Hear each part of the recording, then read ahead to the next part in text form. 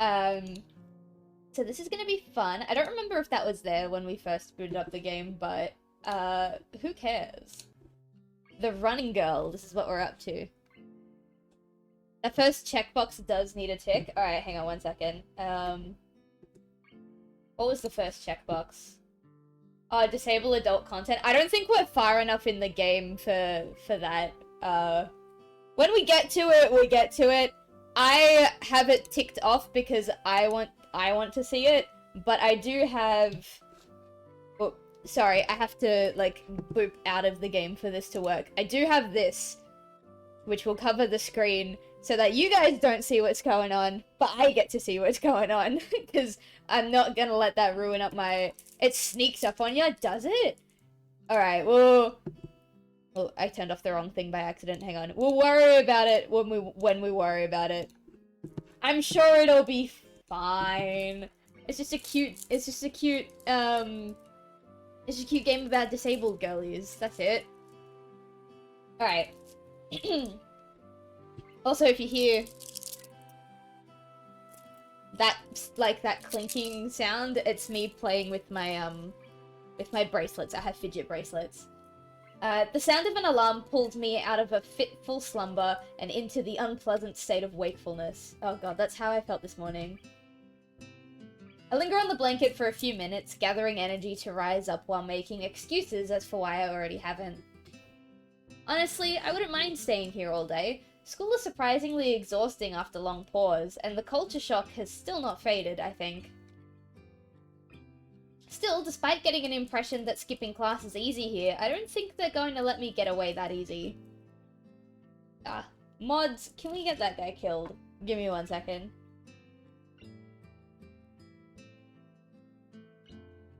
And the nurse is bound to keep breathing down my neck with the talk of exercising as well.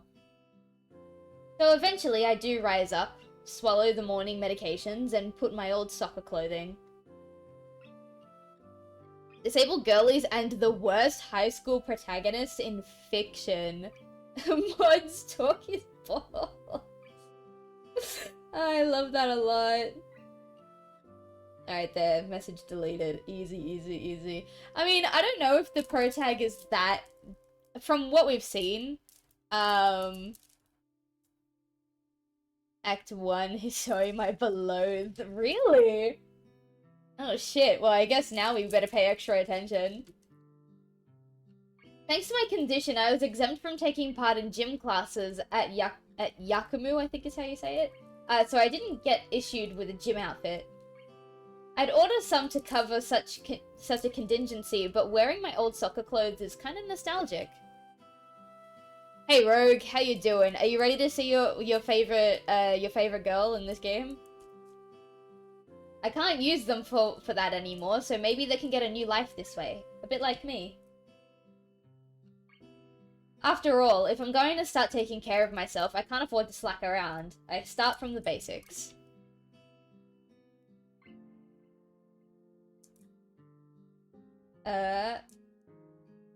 Sorry, I'm dyslexic. I couldn't read for a second. You're playing Baldur's Gate 3 again? Awesome, sick.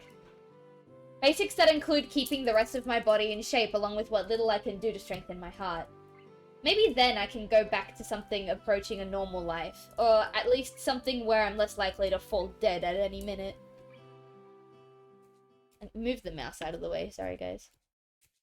I'm surprised to discover that I'm not the only one present at the track. Not just that, but it's a face I've seen before. Oh, is this the girl that bumped into us, in the hallway? Yes, it is a Homestuck name. Most people... I didn't pick up on that. I haven't read Homestuck, so I wouldn't have known. That's cool to know, though. Also, is the music in the game too quiet? Maybe I'll, where is it?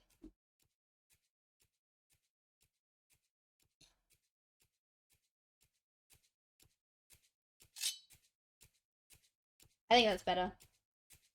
No music here yet? Oh, I could see the thing moving, so... Oh, it keeps track of my playtime. That's awesome. Return. The prosthetic-legged girl who blowed me over in the hallway yesterday is running on the track lithely? Like a half-mechanical gazelle. Oh my god. If you're young, I don't expect you to know what Homestuck is. I'm 24. I'm old enough to know what Homestuck is. I just don't, you know? She seems to be running laps at a somewhat easy lope. Her prosthetic legs clacking rhythmically on the hard track surface. I wonder what reason she has for running this early in the morning. Maybe it's something akin to mine, and the nurse is oppressing the poor girl to jog just like he is oppressing me. Oh, damn. That's harsh. I certainly wouldn't be here if it weren't for my health, and he's prompting me to do so. And even with things being like they are, it's only because I wanted to get out of the way early. The fact that I would be less likely to encounter someone who had witnessed my pitiful attempts to get in shape was merely a happy accident. I'd leave, but it seems that my former assailant noticed me on her last lap. She waves at me cheerfully and jogs over. I can't remember any of the voices I gave them. Sorry, guys. We're gonna start from scratch. Good morning. Your name's Hisao, right? She grinned, seemingly pleased that she remembered my name. You may not remember me. Emmy? I knocked you over in the hall yesterday. How could I forget such an blunt introduction? Emmy has the decency to look vaguely apologetic for a moment before giggling. Yeah, sorry about that. Again. Well, as long as you don't make a habit out of it, I suppose it'll be fine. Great! I'm not sure she realized I was joking. So, the spy consultant the nurse was talking about, is that actually you? He's such a whinging void of self-pity, and I absolutely get it, but I also hate it. Oh, that's fair enough. He's established a backstory and mentality that I can relate to at least a little bit. I don't have chronic illness or anything like that, but I was very badly ill for like 4 months at the start of 2023, and I went undiagnosed for a very long time. And so I can kind of relate to some of his sentiment, obviously not to the same degree, but like, I don't know. Oh. I was expecting someone from the nursing staff, to be honest. What? Are you saying I don't look like I could be a spy? No, it's more like a relief. I was afraid he would have someone to watch my every move. Unless you're here to do exactly that. No, I'm here for my own reasons. The nurse just asked me if I'd seen a messy-haired transfer student who looks kinda lost around the track. So why are you down here? Emmy strikes a dramatic pose. He's a sad boy. He's a very sad boy. Training! For what? Oh, is she gonna say something like for the Paralympics or something? Track! Ah, I see. You're on the track team then?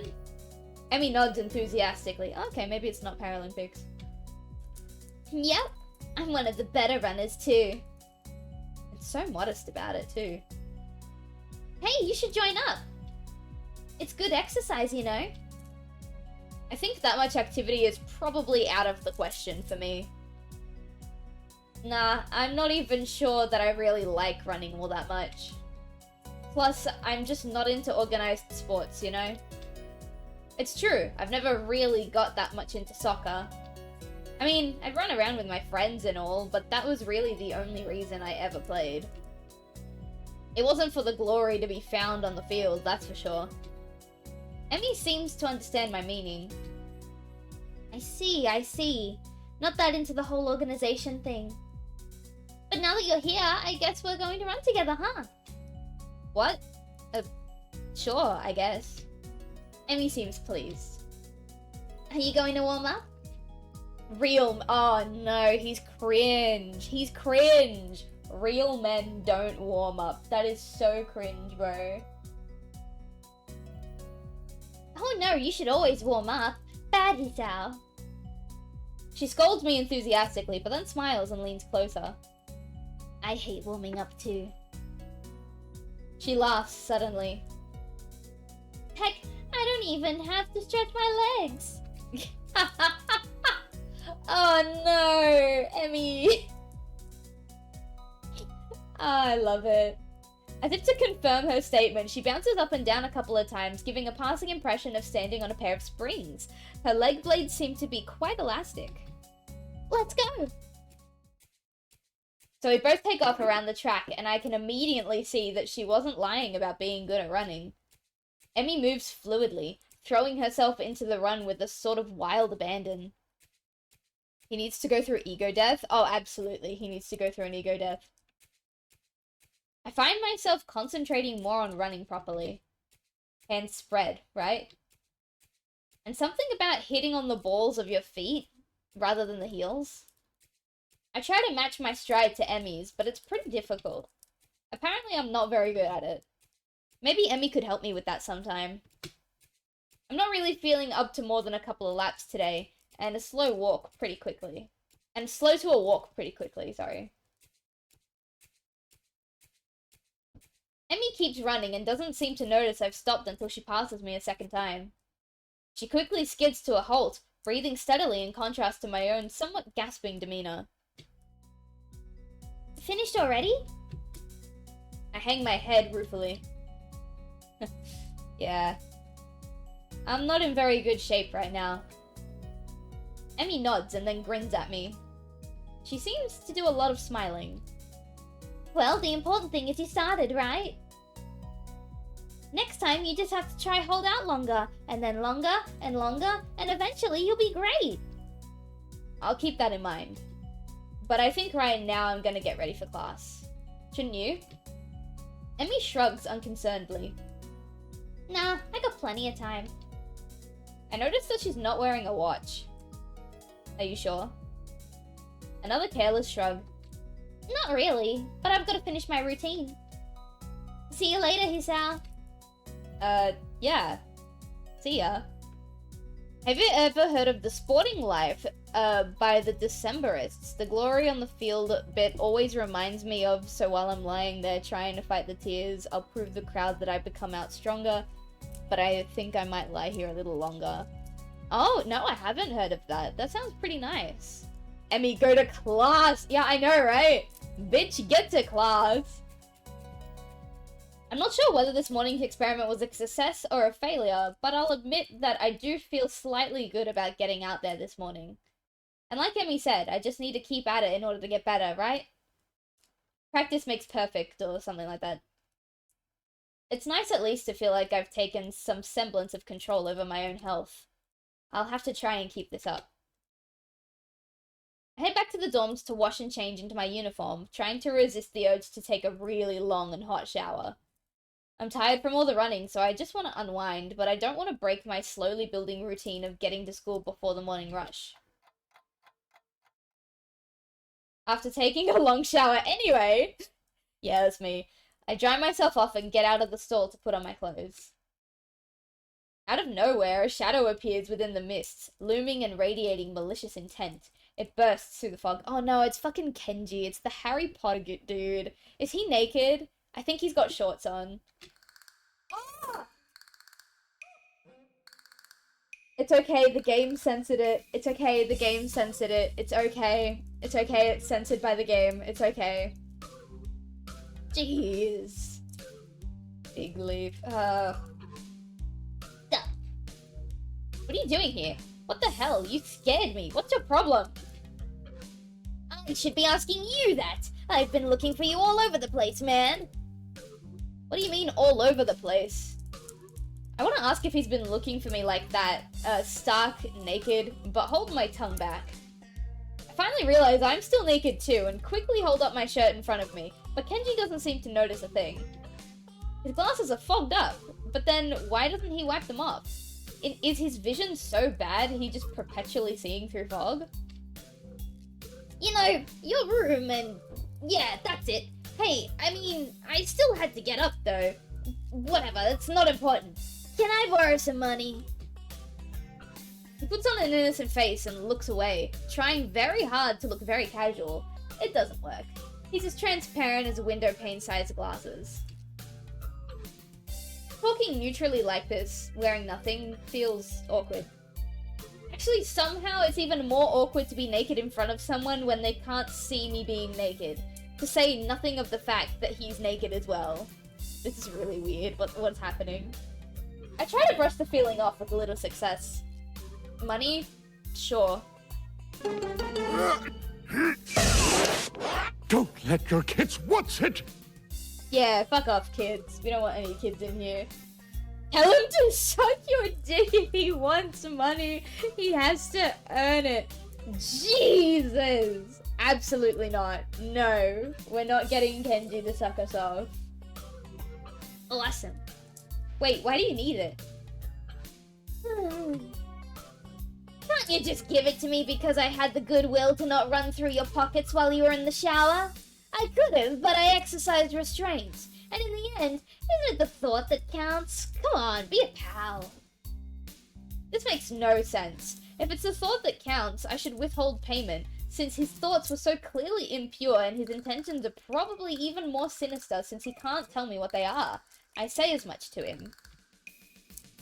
I'm offended, man. But if that's your game, then fine. I guess I have no choice. I want to order pizza, and I already have most of the cost of the pizza. I need your help for the rest. I was right. Yeah. I get some of the pizza too, right? No. Are you serious? Yeah, I would give you some, but you have class, and I don't have time. There. Sorry, let me start that again. Yeah, I would give you some, but you have class. You don't have time to eat a pizza. What about you? I'm not going to class. I have to wait for the pizza and pay the guy, and then eat it. It's not easy. You have to obtain the pizza stealthily. If you don't, everyone will see you, and the pizza, and they'll ask for a slice.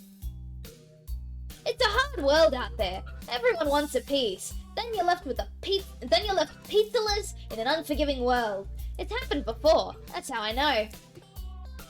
Every day I plan my vengeance, so that when people who wronged me order a pizza, I will be there, ever vigilant. Kenji's voice really hurts my throat. I'm just gonna have a sip of water. It hurts my throat, but it also sounds so annoying that I think it's perfect for Kenji.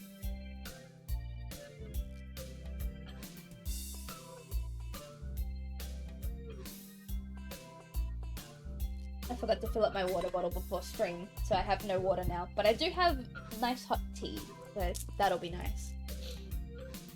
Kenji strikes a dramatic pose, completely without irony. But yeah, I only need like 400 yen. Please, you're my only hope. I can't go outside and buy my own pizza. It's too far. Lower the force of the voice and get closer to the mic, it'll help. That's true, but my mic is very old, and so it'll probably sound a bit scrunkly if I get too close to it. I try not to go out unless it's absolutely necessary. Let me tell you what happened the last time I went out without carefully planning it out in advance. I was outside. I can't remember what I was doing. Something, standing, maybe wondering how I got there. And then, out of nowhere, it happened. Oh heavens, not the scrunk. Yeah, I guess it gets kind of scrunkly. Kind of like this. Type exclamation point scrunkly in chat, and you'll see a visual representation of what my mic looks like. Let me get that for you. Wait. I'm pretty sure it's exclamation scrunkly. Oh, hang on. I can't type in my own chat. That's cringe. Did he do it? Oh god, I hope he did it. Maybe I have to refresh my cat.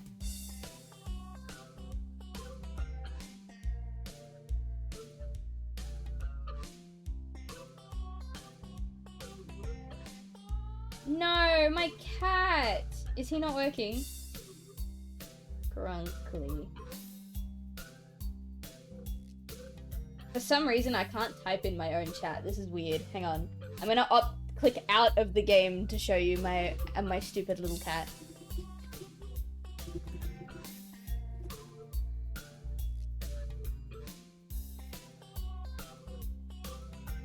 Nope, he's stuck in the meowing animation.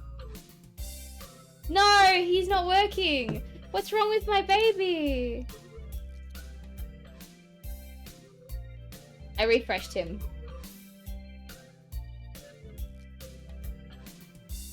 I'm gonna put pest in the chat just so that it triggers the hello.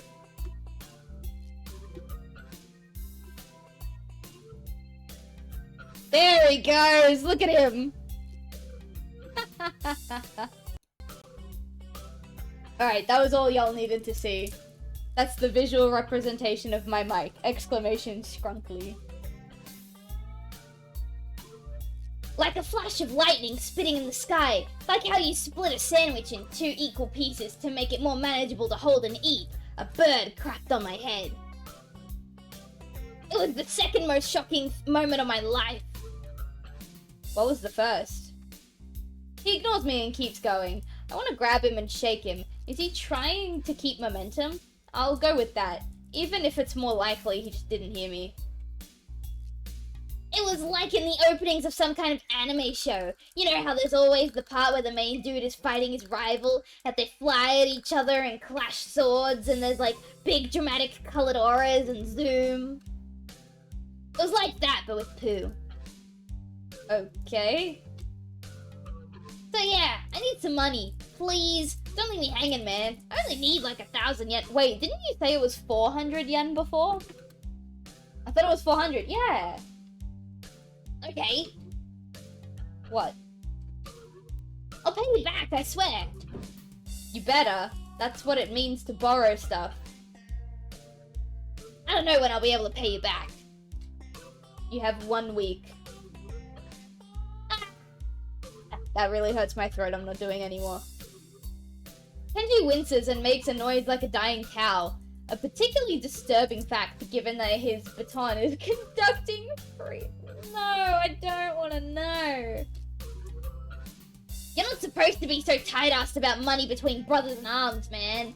Men have had bad enough as it is. Did you know that male porn stars only make about half of what female porn stars make? I did know that, actually.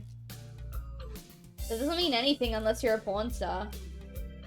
So maybe I am a porn star on the side, struggling to make ends meet as I fight for the feminist agenda. Sorry, not fight for. Fight the feminist agenda. And you can't even spot me your crumbs. You bastard. Nobody understands. Nobody. Wouldn't feminists be against pornography in the first place? No. Moving on. This feminist agenda stuff again? This stuff is important. I can see that you don't give a shit, but this is serious here. Feminists are a dangerous enemy, make no mistake. You take them willingly, you take them lightly, and you'll wake up in the morning with a knife in your back. Bam! Out of nowhere. How do you wake up in the morning if someone stabbed you in your sleep?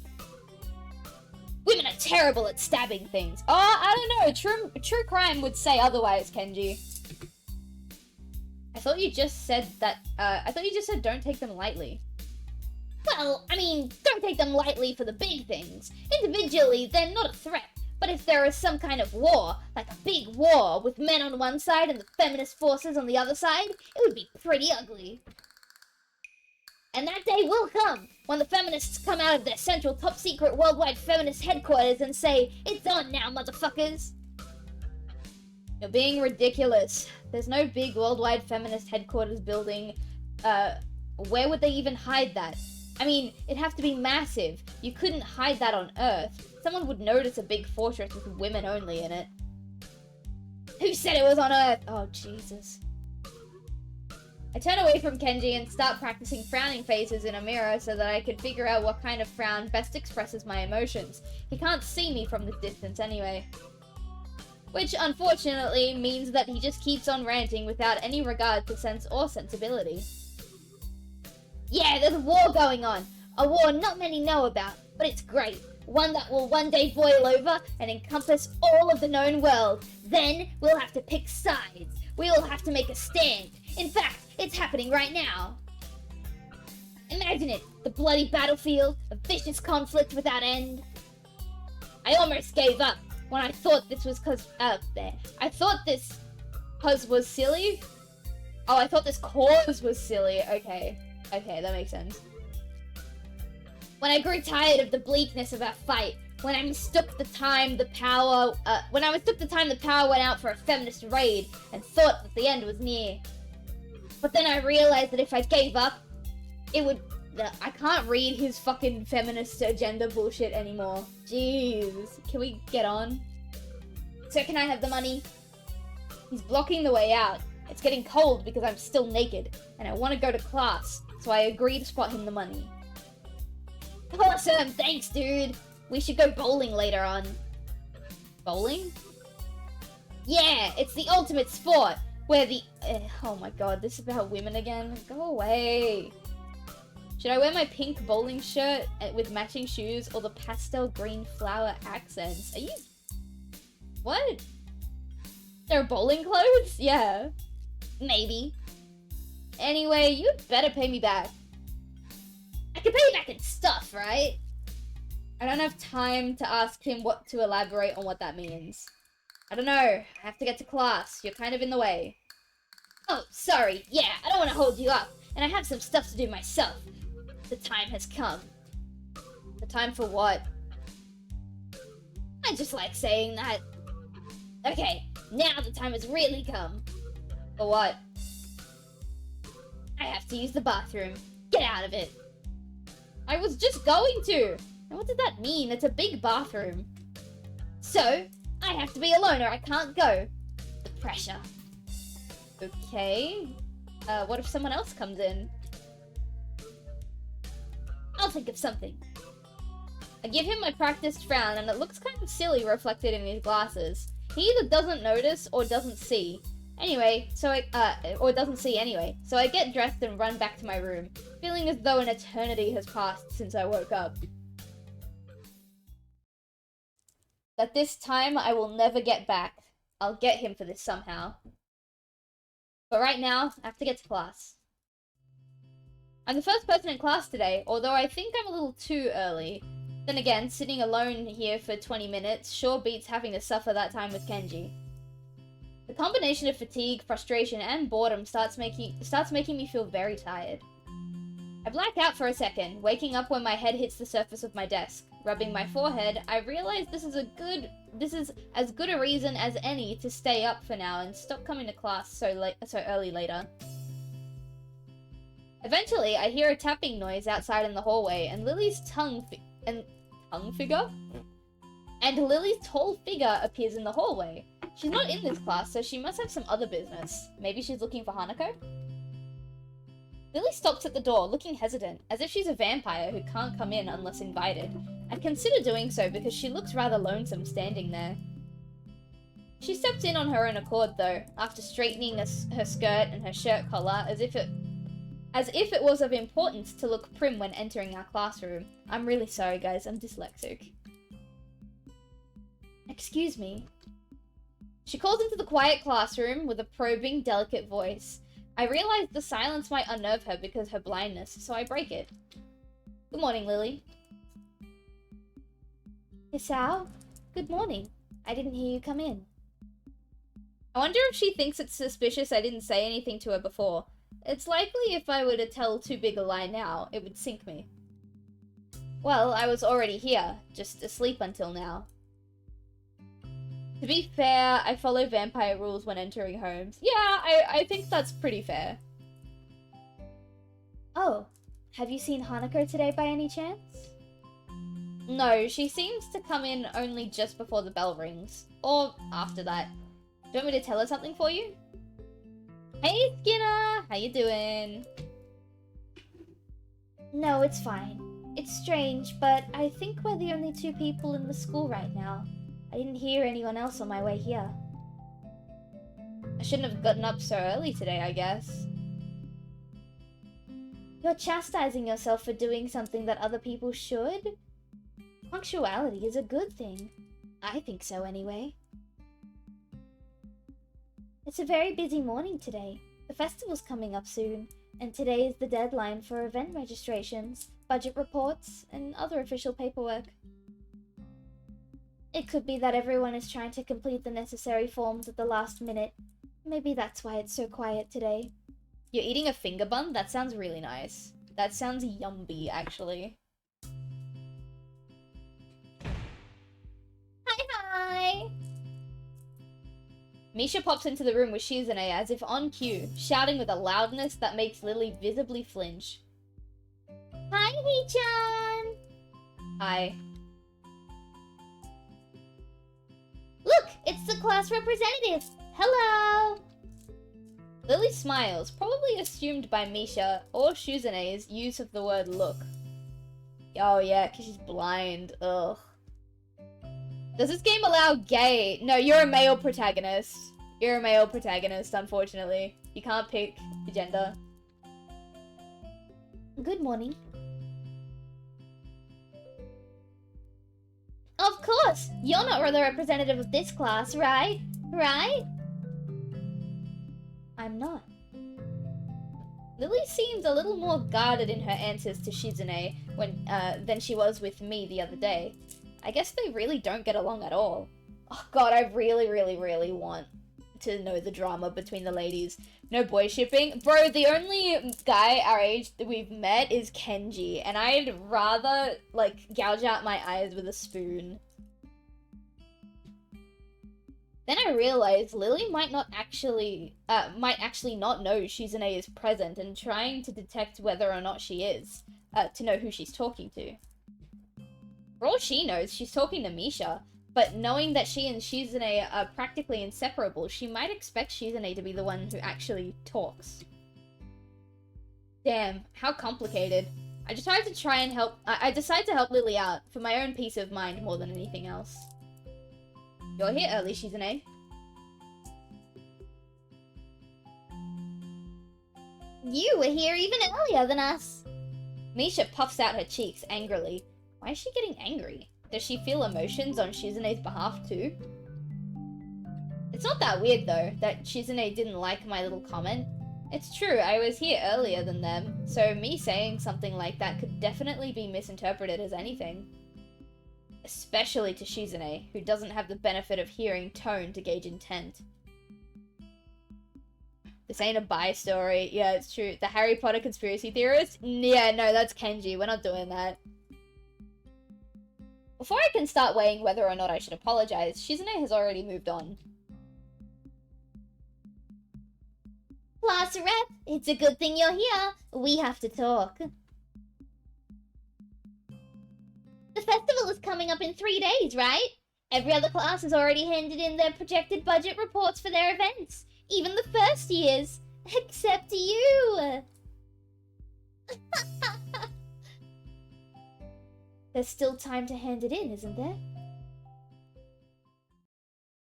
Today! The deadline is today! You're certainly taking your time, aren't you? If I had it my way, I'd have had all the necessary paperwork days ago. But someone had to say, the deadline, please extend it. Yes, that was me. Planning something on this scale is not a small task, and a week is too small a time frame to expect the whole class to work out such a complex issue completely. Oh, that would have been fun to get to the root of why he's paranoid. I mean, we still might. We just can't romance him. Do you want to know what's harder than distributing the funds for one class event? Handling the same matter for every class in the school and then some. The one who decides that is me. Misha puts her hands on her hips and stands up straight. Wow, she really is getting into the role. Lily doesn't look very amused, though. Hey, Shizune, aren't you being a little too hard on her? There is a whole day left. Please, Hisao. It's alright. Lily seems happy I'm taking her side, but a bit conflicted that I might not think she can take care of herself. If this is about the budget, then I'm disappointed you think I've forgotten about it. I understand how important it is. Then, can I have it, please? Shizune, she might not have it on her at this exact second. It's not here right now. I asked 2 students to take care of it for me. Students from my class. She emphasizes the last sentence, much to my surprise. She knows about Shizune and Misha's efforts to rope me into the student council. I guess word must have gotten around, so now she's using me as ammo against Shizune. This just gets better and better. It does. I really want to see them fight. It was your responsibility. A budget report isn't something you should just be delegating away. As class rep, it's your job to be on top of these things. It's kind of up there. This kind of disregard for proper procedure really is just terrible. They completed it, being capable of doing so. But the students have been sick recently, so they could not come to school and give it back to me. If you want, I will apologize on their behalf for getting sick. Okay. Fight, fight, fight. Yeah, I know, right? Fucking fight.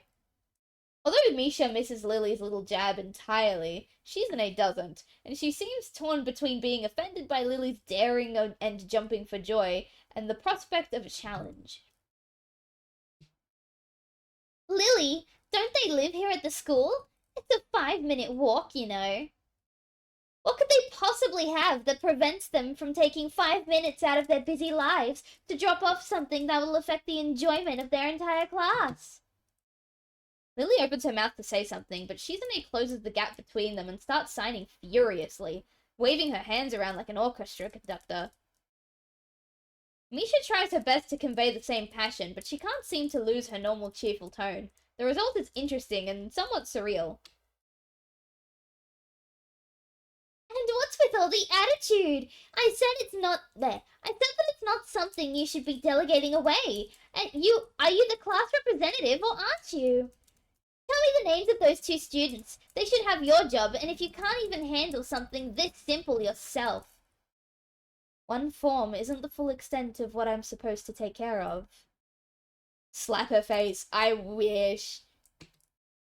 Lily's tone is growing slightly impatient, but she's doing a good job for not letting Shizune see how unsettled she's becoming. She's playing her cards close to her chest. Shizune, on the other hand, wraps her fingers cheerfully along the edge of her glasses, knowing Lily can either hear or see how excited she is. Of course! You do so much, class rep. It must be so difficult being you. Lily tightens her lip at Misha's words, clearly understanding the intent behind them, even though Misha delivers them without a hint of sarcasm, which they were meant to have. Shizune and Lily don't like each other, that much is clear, but it seems a little much. It seems like Lily has had enough and is ready to push back. Ooh! Why have we got a panty shot there? Why have we got a panty shot of Shizune in this picture? We don't need that. Anyway. I was actually just discussing the budget report before you came by. You must be very talented to have finished all your student council duties so quick that you can track me down and make sure I don't forget my own. Are you accusing me of slacking off? It seems like you're confusing me with yourself. I don't think so. That would be a very difficult thing for me to do, comparing myself to you. You're right. The difference between us is like heaven and hell. And it's not hard to guess which one you might represent. The air between them ripples with the heat of their enmity. Sorry. Well, not really. They can't disguise it anymore, though even Misha looks like she's beginning to understand the real nature of this conversation. What the fuck? Yeah, I know, right? That was very unnecessary. Hee-chan, don't you slack off either. What are you talking about? Aren't you taking part in the festival, Hee-chan? You are, aren't you? Then I hope you're going to do a lot more than make sure I hope you're going to do a lot more to make sure it goes smoothly than this person.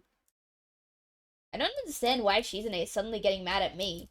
Don't drag me into this. I've done my part. Hey, come on, cut me and Lily some slack. Ooh! Are we gonna defend ourselves, or are we gonna defend ourselves and Lily? I think this is a no-brainer. We're gonna defend Lily.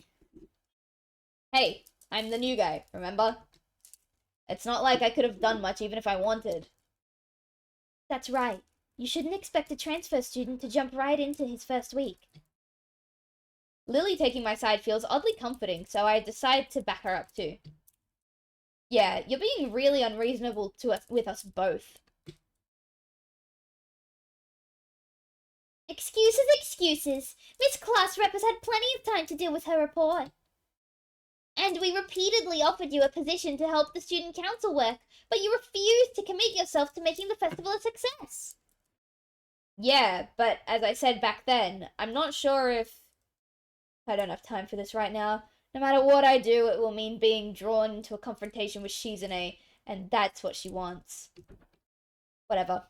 Forget it. I turn my back to them.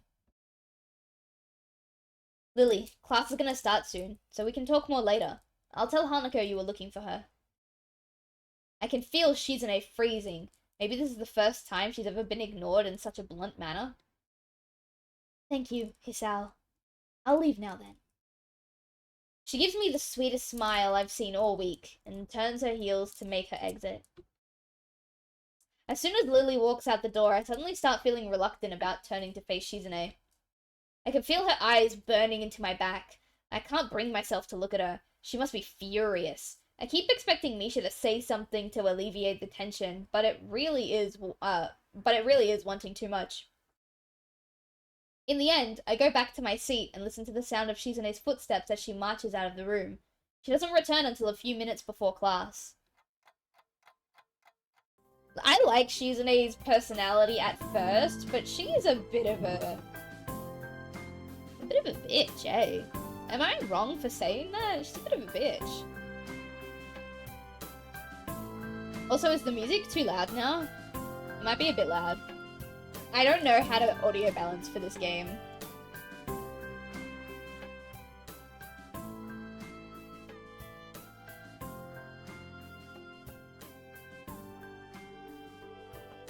I think that's better. Hanako doesn't come to the morning class at all, leaving her seat looking empty and lonely in the back of the classroom. I have to tell her that Lily was looking for her if I see her later. Oh snap, Kawata Shoujo. Yeah, it is. Hello. After the events of this morning, class is pretty boring in comparison. I turn the pages in my textbook lazily. I have a bit of catching up to do despite trying to keep up with my studies at the hospital, but I'm not feeling that enthusiastic about it. The clock at the front of the room sounds unbearably loud. Teacher hasn't said anything in over 7 minutes, instead opting to cover the board in rows and rows of equations taken directly from the book. The rhythmic clashing of chalk on blackboard seems to synchronize perfectly with the ticking of the clock. I start to copy down the equations just to pass the time, even though they're right there in the textbook. When the bell rings, I'm not in a hurry because I have nothing to do, so I stay for a while, reviewing what we covered in class today. I prefer to leave last anyway, so I don't have to deal with crowding in the hallways. I noticed Shizune and Misha also stayed behind, talking to someone from another class. Shizune's signing so fast that her hands make noises like swords cutting through the air. Maybe there is pent-up anger in there. Misha is trying desperately to keep up, but it's clear she can barely manage to even understand her. I put my head down.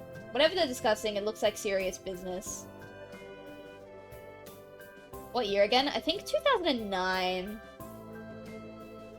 Remember when this came out? Yeah, I'm pretty sure it's 2009. I could be wrong. Does it say here? It might say on the main menu, but I'm not going back to the main menu. Oh, I was 10. Damn, dude. Shizune signs to the point where her wrists crackle and Misha struggles to spit it out in word form. I was 16? Nice. Sometimes she trips over herself like she's dealing with tongue twisters, and then on top of that, she has to sign back anything the other girl says. Seems like a rough job. Misha looks tired, like she's about to faint. Luckily for her, their business is soon finished and the girls sit down in their seats again. Ah, I'm so tired. She's hanging her head limply on her desk, looking exhausted. I'll use the opportunity to reconcile with Shizune a bit, without getting roped into the student council thing again, though I suspect that door is now closed for me. Festival preparations must be tough for you. Indeed, the people in this school seem to be taking the festival very seriously. Whenever I see people idling around before and after class, they're always talking about their plans for it. It's kind of neat to see everyone being so enthusiastic about it. I'm probably the only one who doesn't have something to do. Shizune scoffs at me at first, as if trying to decide whether to ignore or sneer at me, but in the end she starts signing without doing either. Misha perks up, looking at her hands with slightly unfocused eyes. She signs with harsh, heavy, dramatic strokes. Misha translates her signing into speech for me. She does it so well, it's almost like Shizune is actually speaking, transmitting her thoughts directly to Misha. She must have practiced it vigorously. Well, of course. We're in the student council, you know, so we're pretty busy. It's an important duty of ours to ensure the success of the festival with all our strength. We would shame ourselves in front of the past student council generations if the festival were to fail. That's why there must be no flaws, or I think it was encompasses? No, nothing that might make the festival short of perfect. Shizune's passionate speech and Misha's enacting are really oddly fitting of them. Oh? Hello? I look over my shoulder and see Hanako peering timidly into the classroom, most of her body hidden behind the door. Hey! Playing delinquent again? Oh, come on, don't pick on Hanako. No one picks on Hanako, not even the teacher when she shows up late. Hanako blushes hard at Misha's straightforward jab, even if it was only in jest. Shizune stares at her probingly, causing Hanako to look down and start backing away, to the point where only her fingers can be seen wrapped nervously around the edges of the door. Maybe she's showing her dislike of Hanako by association of her dislike of Lily? It appears so, and Hanako probably knows it as well. What is it, Hanako? Has Lily been here? Sorry, haven't seen Sato. She, came by in the morning, though.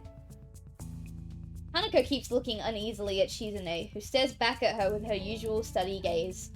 What is she trying to do? Of course, Shizune isn't going to look away, and she is intimidating enough as it is, so I can only imagine how terrified Hanako would be. It is a little uncomfortable watching Hanako's reaction to Shizune's normal behavior. This is what happens when two people of two different extremes meet, it seems. Do you know where she is? If she has any sense in her head, she's in her classroom working on her festival project. But who knows where that woman is loitering at? You need to find her? She was looking for you in the morning, but I guess you missed each other. She waits a little without answering the simple question, looking awfully like she's not sure if it's proper to answer such a question. Yeah. Can I come with you? Oh, I can come with you, sorry. If it's okay. Hanako nods fractionally, still on guard, her shoulders stiff like wood. I get the feeling she might be more comfortable by herself after all, but it's too late to back off now. She has this really troubled expression she seems to wear almost constantly, one that makes me constantly on guard myself. I wonder why. I kind of understand why she always seems to be so wary, or maybe like why there could be a person like her. But I still have no idea how I should act around such a person. It's dinner time soon. Were you planning to eat with Lily? She nods slightly. So she must have been trying to get in the cafeteria. Well, there's something of a dinner crowd just like the cafeteria there. There's something of a dinner crowd, just like the cafeteria is crowded during lunch. It's not as bad because dinner time is longer than lunch hour, but I can understand why Hanako could be discouraged from going in. I pick up my bag and we take our leave. Hanako skips a little to meet my initial pace, so I slow down to match her speed. It doesn't take long for us to be walking at a comfortable pace down the hallway. It almost feels like we're going for a stroll together, something that I can't say I've really done before with a girl. Hanako doesn't seem to be thinking the same thing though. Even though we are walking at the same pace, she never comes within arm's reach of me. I guess she's still a little uncomfortable around me, given how shy she is. There doesn't seem to be much helping it, at least for now. I'm just gonna have a sip of my tea. Sorry, 1 second, chat.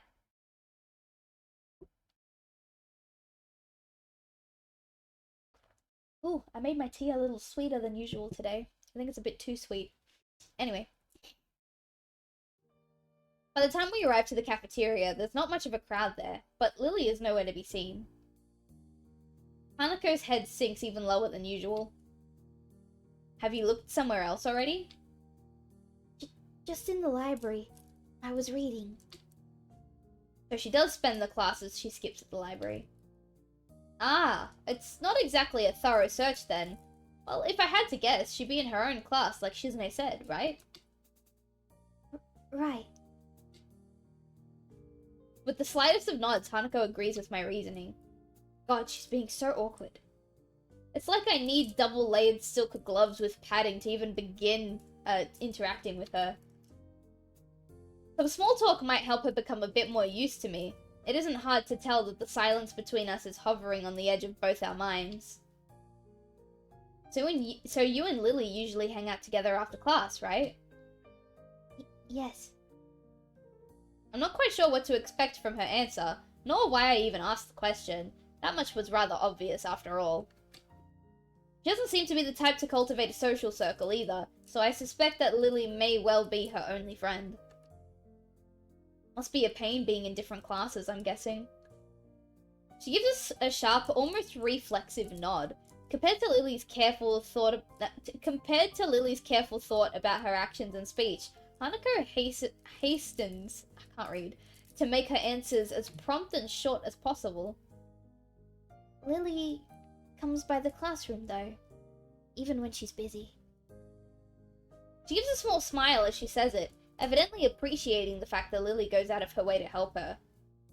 It's pretty cute, really. There isn't any need to say more. Both of us content that the discussion's reached its end. As we ascend the stairs back to the lobby, we're met by a group of students heading downstairs like a school of fish moving from one feeding area to another. They seem to be keeping mostly to themselves, but before I can notice her doing so, Hanako has moved around behind me. Hey, are you alright? Just keep going.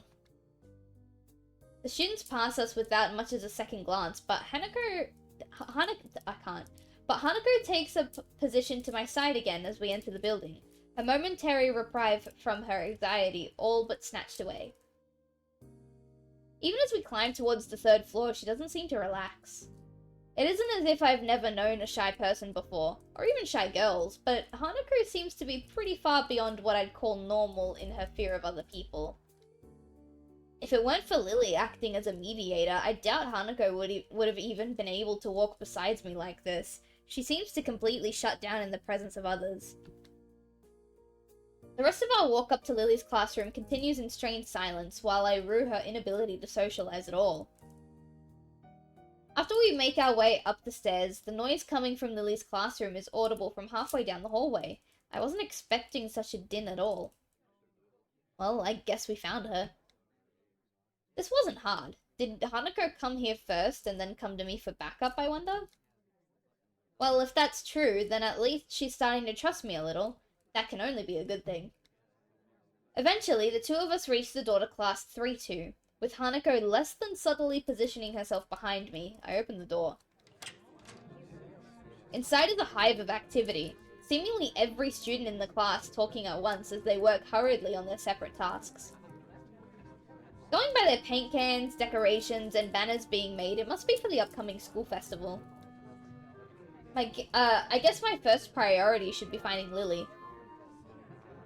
There. Finding her among the din is surprisingly easy, not the least because of her looks. With a couple of students gathered around her as she stands in front of the class, she seems to be in charge of the preparations, or at least busy organizing them. Carefully negotiating a path through the various students hunched over the floor for lack of desk space, I raise my hand entirely out of habit as we reach Lily. Hi, Lily! She perks up her head as she breaks off talking to a noticeably smaller girl who must be her classmate, trying to listen as best she can. Sorry, who? Sorry. Hisao? I have Hanako here. Hi. She's pretty skittish considering the number of people around, so it isn't too hard to work out why. Lily takes a moment's pause to assess the situation before turning to the other students once again. For the moment, I just ask Moria for his advice. Kenji's busy with painting one of the banners already. Oh, Kenji's in her class. Oh, that's right, because her class is specifically for the, like, visually impaired. A quick nod and she bounces off, fingers carefully sliding along the walls to wall's face for orientation. Wait, Kenji? That Kenji? I quickly turn about, leaning to the side to see past Hanako.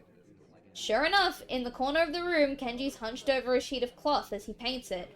His eyes remain only inches from the brush, reminding me of how close he had to be to make out my face when I met him. Sorry about that. Our class doesn't have many students with even partial eyesight, so they're in high demand. That's right, Class 3-2 is specifically for students with poor vision. Preparing for the festival must be pretty arduous for them. Sorry. I was like, oh no, I know that word. Blah, blah, blah. I need a hand? I could give you help if you need some. Maybe Hanako could too. A chance to set her mind on something that would do her good, but I doubt she has the courage to ask outright. She quickly nods in affirmation afterwards, so I'm confident I made the right move. Lily gives a noticeable sigh of relief. That's good. I might actually get finished before everyone goes off to dinner now. Would you be able to help the person painting the main banner? It's a big task for him to do, but nobody else can help. Kenji? Sure. She seems surprised that I know him. I can't really blame her. I take it you've met? Our rooms in the dorm are right next to each other. Hard to miss each other, really. Well, it's good to see you're getting friends so fast. Friend? I wonder if that's the right word to use for him. Hanako's silence during proceedings Hanako's silence during the proceedings reminds me of the reason I put her up to helping in the first place. We'll go help him then. He knows what needs doing, right? That's right. Just ask if you have any problems. Chorusing an assent, Hanako and I begin another trek across the classroom. Kenji sits crouched on the floor, his gaze fixed on the white calico in front of him. Hey, Kenji. No answer. He continues dragging his paint-soaked brush along the large half-painted kanji that's sketched on the sheet in pencil. Kenji. Huh? Who was it? If it's the way he treats class members, it's no small wonder he's working on this alone. It's me, Hisao, got cut off. Right, I know that. Man, what are you doing here, though? His dismissive attitude annoys me. He must be the type to really get focused on his work, hating to be disturbed by anyone until he's done, I suppose. Oh yeah, I'm like that too sometimes. While we talk, the sound of Hanako's footsteps as she walks out from behind me reminds me that she's here. I was going to help with the banner. Hanako and I, that is. Hello? Oh, I guess that's okay. As soon as Hanako enters the equation, his demeanor takes a complete about-face. His sudden faux hospitality is slightly unsettling. Oh, right. Women. On second thought, this may not have been a great idea after all. Oh, they're really close to me. Hanako and I grudgingly set ourselves down on the opposite side of the cloth banner to Kenji, noting the several small paint tins are on the ground around it. Are they related? Kenji and Hanako? No, I don't think so. Class 3-2. Noodle stall? You guys selling noodles at the festival on Sunday? Yeah, some stalls outside or something. Or something. His non-committal nature sparks a fair amount of suspicion on my behalf. The task at hand comes first, though. So how do you want to split this? We do borders while you do the text, or do you want to switch and do the borders? Text is mine. You do borders. He has surprisingly strong feelings on the topic. As I reach over to grab a brush, I notice Hanako's already debating between colors to use. By the time I've put brush to cloth, she's already started on a delicate pattern. Looks like my idea of taking her mind off everyone around her worked. with a dark blue stroke, and 3 of us silently get to work. Not before Kenji takes advantage of Hanako's working to lean towards me and whisper conspiratorially, though. Okay, man. Why are you here? Hanako just wanted some help to find Lily, that's all. He apparently disapproves of my motivations. I get it. It looks like I misjudged you. You're infiltrating them, aren't you? Going deep undercover. I should have guessed. Letting the truth slip by him would probably be better than outright lying or annoying him in any case. Is that why you're here? Obviously. It sucks, but there's no better way to get intel than going in yourself. We gotta stick together, man. This is a harsh school. A harsh world. Yes, very harsh. He misses my true meaning as he leans back. Satisfied, I'm sympathetic to his cause. I better get down to work.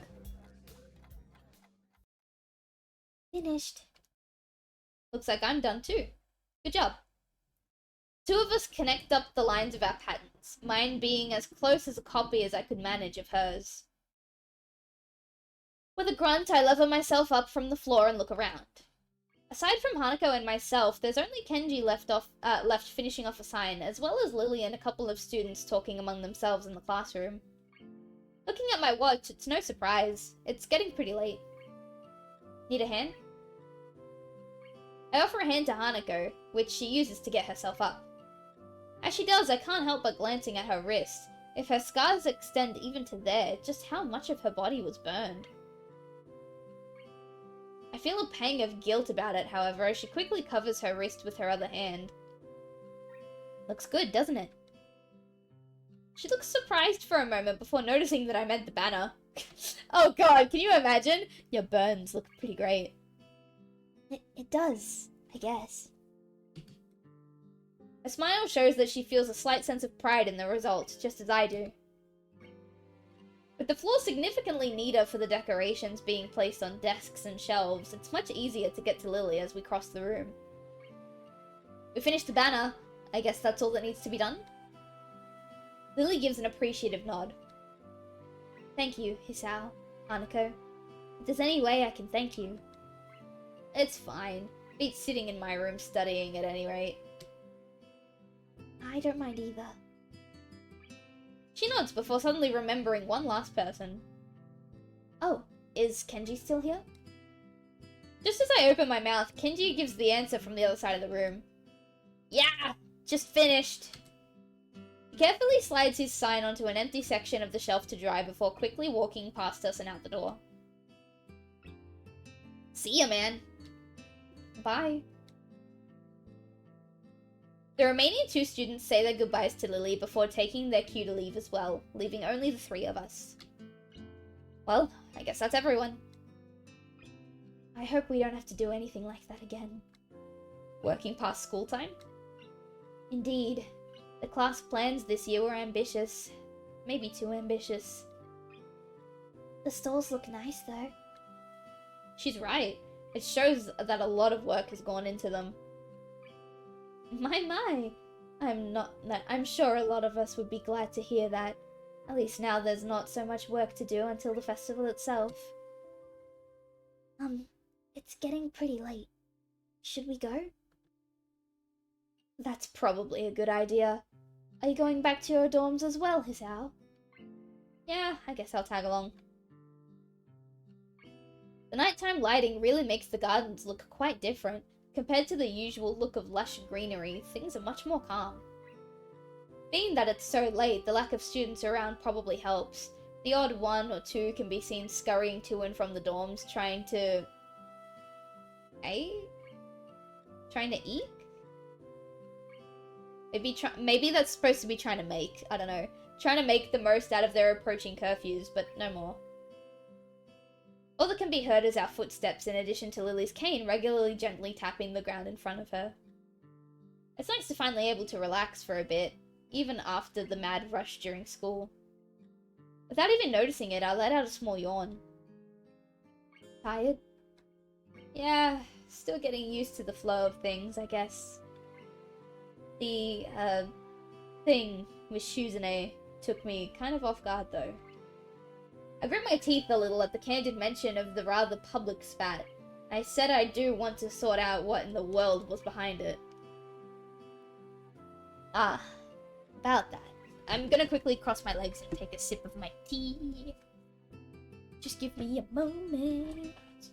Alright, legs crossed, tea, sippy. The tea has been sippy. I'm sorry about being so public. Shizune and I go back some ways. Her voice seems slightly irritated as she remembers Shizune, obviously unwilling to discuss any further. I glanced at Hanako for her views on this, but her expression is, unsurprisingly, evasive and difficult to read. Either way, I guess her apologizing for this is something, even if my curiosity goes unanswered.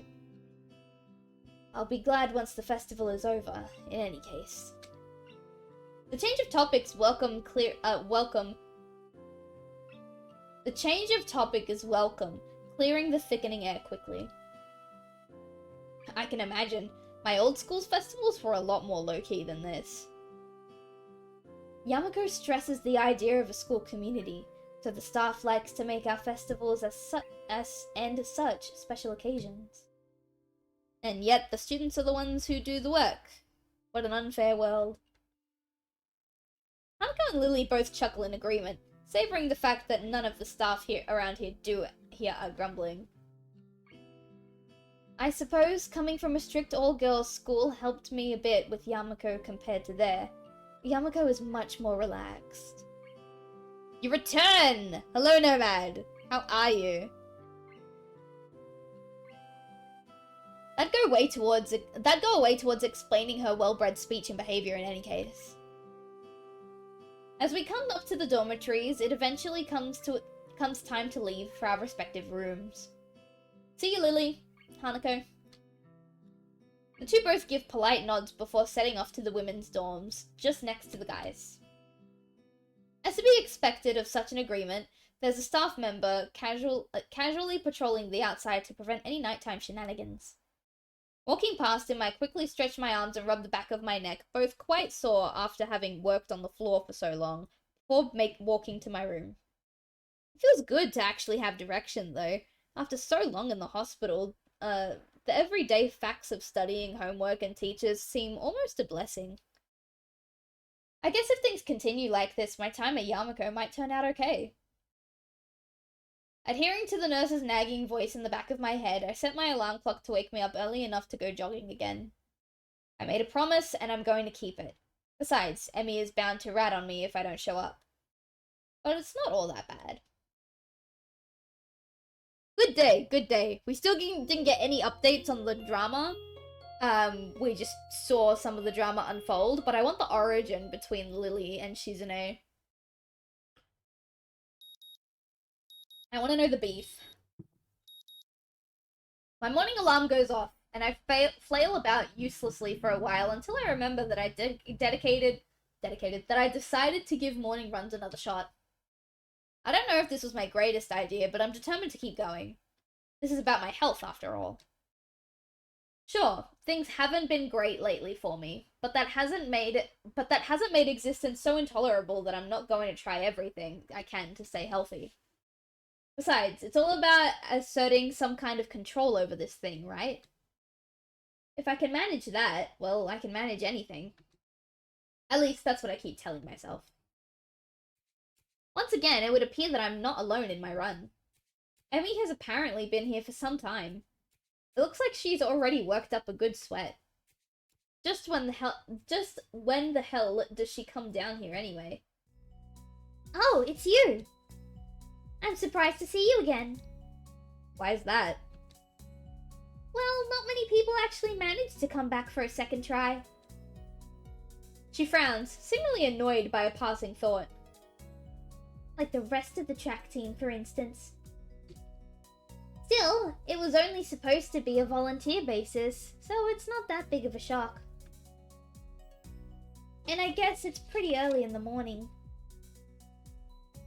A shrug, and suddenly it appears that she's forgotten what she was talking about.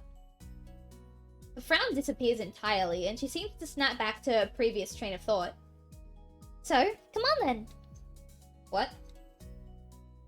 You're here to run again, right? Well, yes.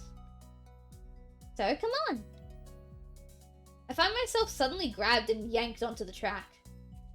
Things seem to be set on mirroring yesterday's run. That is, I seem to be struggling while Emmy moves with an effortlessness that I find enviable. It's incredibly bothersome to be so easily worn out. I know I should be patient, work toward things gradually, but it's difficult to stay positive about this. We round the track and start on our second lap. Emmy seems to have grown impatient keeping pace with me and begins to pull away. This is where I gave out yesterday. Will I be able to do more? Let's go for it. Let's go for it. What am I doing here? Am I really just going to fold and let Emmy pull ahead? I speed up. No, I didn't say speed up. I said keep going. You can maintain your own pace, my dude. Hang on, wait, you're gonna hurt yourself. The second lap's done quickly, and without even considering it, I keep going. Emmy looks back over her shoulder at me and grins. Still going? Wouldn't want you to think I'm out of shape. Emmy laughs, without breaking her stride no less, and speeds up even more. Well, if this is the way we're going to play things, I increase my own pace as well. I can feel my lungs burning, and my legs are starting to question just what the hell I think I'm doing. Lactic acid screams in my muscles, but I close my eyes. I can't let myself fall behind because that would be a loss. The rational voice in my head inquires mildly just when we start playing a game. I'd answer it, but I'm having a lot of trouble thinking at present. She's so fast. How the hell does she keep... It's like a string pulling at my chest, a choking feeling of narrowness and pain.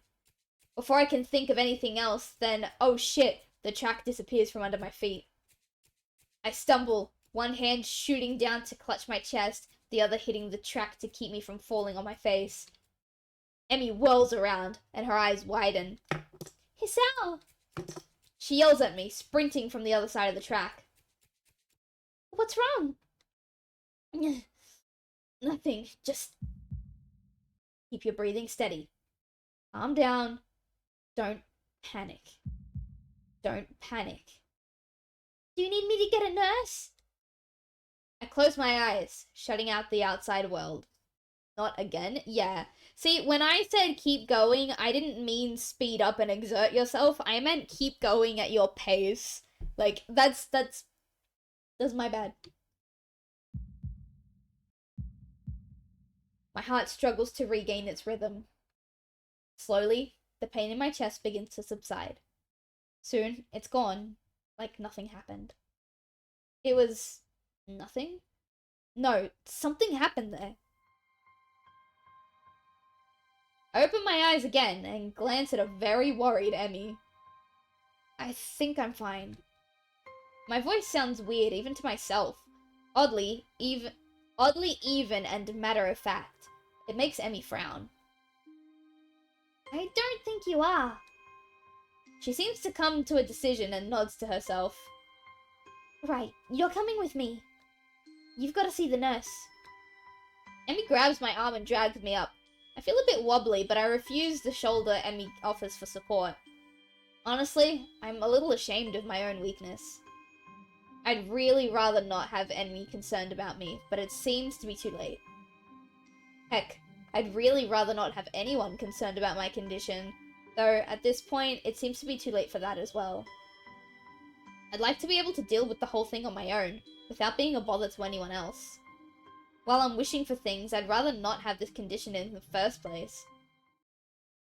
Nurse!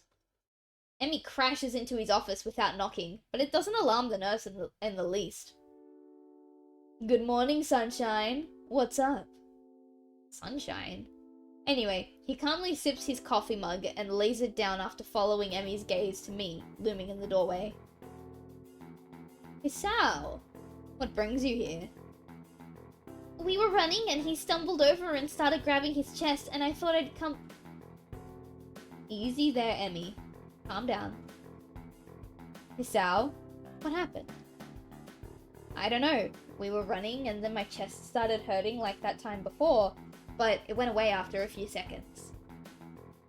It was just like a flutter or something. The nurse frowns as if to say that just a flutter is some kind of oxymoron. I didn't mean quite this when I suggested you get some exercise. You've got to be more careful, Hisao. I was being careful. Come to think of it, I just got into a race with a member of the track team. Doesn't seem like as well reasoned as I thought it would. You just what? That is... I was racing Emmy. Emmy? Is this true? Emmy fidgets, looking adorably contrite. Well... Finally, she can't seem to bring herself to say it aloud and merely nods. The nurse sighs and rubs his forehead with one hand tiredly. Emmy, you've gotta be more sensitive to the limits of others. I don't know if he told you, but Hisao has a bad heart, and getting him to race you was incredibly irresponsible. Okay, 1, fuck off. I'm the one who gets to decide whether people know my condition, not you. And 2, it's not irresponsible if she didn't know that racing her would put me in direct danger. Fuck off. Actually, I started it. The nurse is stunned by my statement. You what? We were just running, and Emmy started to pull away, and so I sped up to catch up with her. The nurse stares at the ceiling, mutters a prayer for patience to some god or another, and looks back down at the both of us. So you're both stupid. That's a comfort, I guess. Now, come on, Hisao. I've got to make sure your heart's not going to explode or something. I dutifully obey and follow him to the adjacent room where we ascertain that I'm, in fact, not going to kneel over and die. So how does it feel? I don't know. Nothing much. Tired, but it might just be from the exercise. You should stay here for a few hours and rest, and we'll see how you feel after that. I'm not going to object, so I lie down in the infirmary bed. A thoroughly miserable Emmy comes in after getting an earful from the nurse in the other room. I couldn't hear what he said through the closed door, but I'm sure it wasn't pleasantries. Look, I'm really, really sorry. I should have been more careful. Hey, you didn't know. It's not your fault. She looks awfully down and sorry, and my reassurances don't do anything much to cheer her up. I want to make it up to you. Again, with that decisive nod. So, you have to come to lunch with me. I'll bring it for you, okay? Something really, really good. I start with a, you don't have to, but then shut up and just nod at her when I see her face. Good. We meet on the roof. We? Yep. The weather's nice now, so the roof is a great spot for lunch, you know. I see. You'll come, right? You wouldn't deny me the chance to make it up to you. Of course not. Great! See you there. I stay afloat somewhere between asleep and awake, feeling completely drained.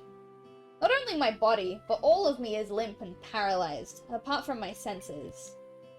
I swallow with difficulty and then try to lie as still as I can, which in this state is not a very hard thing to do.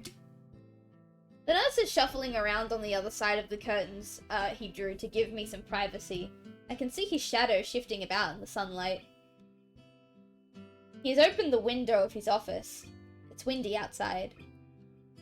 The clean white curtains flutter in the breeze in a heavy, lazy motion, like waves. Light sifts through them slowly, half absorbing into the fabric. I close my eyes. The breeze on my face feels like the soft fabric of the curtains. I listen to the sound of my heartbeat for a moment, trying to shut out the sound of the nurse tapping away on his computer and my own heavy breathing. It's steady. Damn it. Not even a week and I end up like this again. I really screwed up this time. Should have known better than to play half-baked sports star in front of a real one.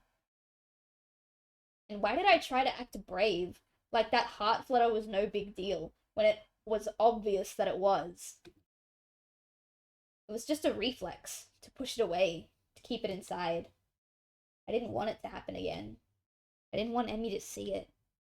Ah, stupid, stupid, stupid. I have to be more careful, or I'll end up in the hospital again. Or worse. That's my final thought before I give in to the tiredness. Excellent, I'm gonna have a sip of my tea then. Get a good sleep, Hisao. I fell asleep? For how long? What time is it? I'm feeling a little lightheaded and I keep blinking compulsively. Pushing the curtain aside, I squint my eyes against the unfiltered light pouring in from the window. The texture of the canvas feels nothing like the wind it did before. The nurse looks up from his work, sitting exactly where he was before. How are you feeling? Can't really tell, so I don't answer anything. I'm feeling kind of groggy from falling asleep at such a weird time. Hopefully I don't look too weird. What time is it? Me croaking the question to gain some orientation. The nurse looking at his wristwatch before answering. Things seem to happen in slow motion. 10:15. I try to think for a moment, but that means I'm not really sure. What that means, but I'm not really sure. You didn't answer my question, Hisao. Oh, fine. Climb down from the bed then, and let's see what you're doing, how you're doing. Don't... I try to do exactly that, only to sway dizzily when I move too fast. The nurse moves to support me by an arm and sighs. Stand up too quickly, is what I was going to say. Just sit there. I'll check your pressure to make sure. My good intentions sure lasted for a long time. I shut up, embarrassed by myself, while the nurse gets busy with an old-fashioned contraption and my arm. After a couple of minutes, he puts it away, looking neither pleased or unhappy. You're alright. Head stopped spinning? Yeah. Good. And how are the contents doing? You didn't show very good judgment out there, Hisao. I swallowed the retort I was going to make. It's what I was thinking myself, but hearing it stated by somebody else makes me want to protest. What he's saying is not pleasant to hear. It doesn't make him any less right. No, sir. He nods, still looking as neutral as he was before. It would be easy to be angry at him if he said, "Told you so," or something, but he doesn't. I can try and help you keep your health, but ultimately the last call lies with you. Hopefully this little episode will be something that'll remind you of that. Yeah, a note for your teacher, to avoid an interrogation. I take the slip of paper he's offering and then take my leave, as I can't think of anything else to say, nor even really want to. Stay out of trouble, you hear me? I don't think it was anything but a scare, but next time could be difficult. I hear you. There's some way to get to the school building straight from the auxiliary buildings, but I'm not keen to find out and possibly get lost, so I go from the exit that I know works. I stop at the stairs of the auxiliary building, deliberating for a moment between joining to the dorms to get my books and stuff and going straight away to class.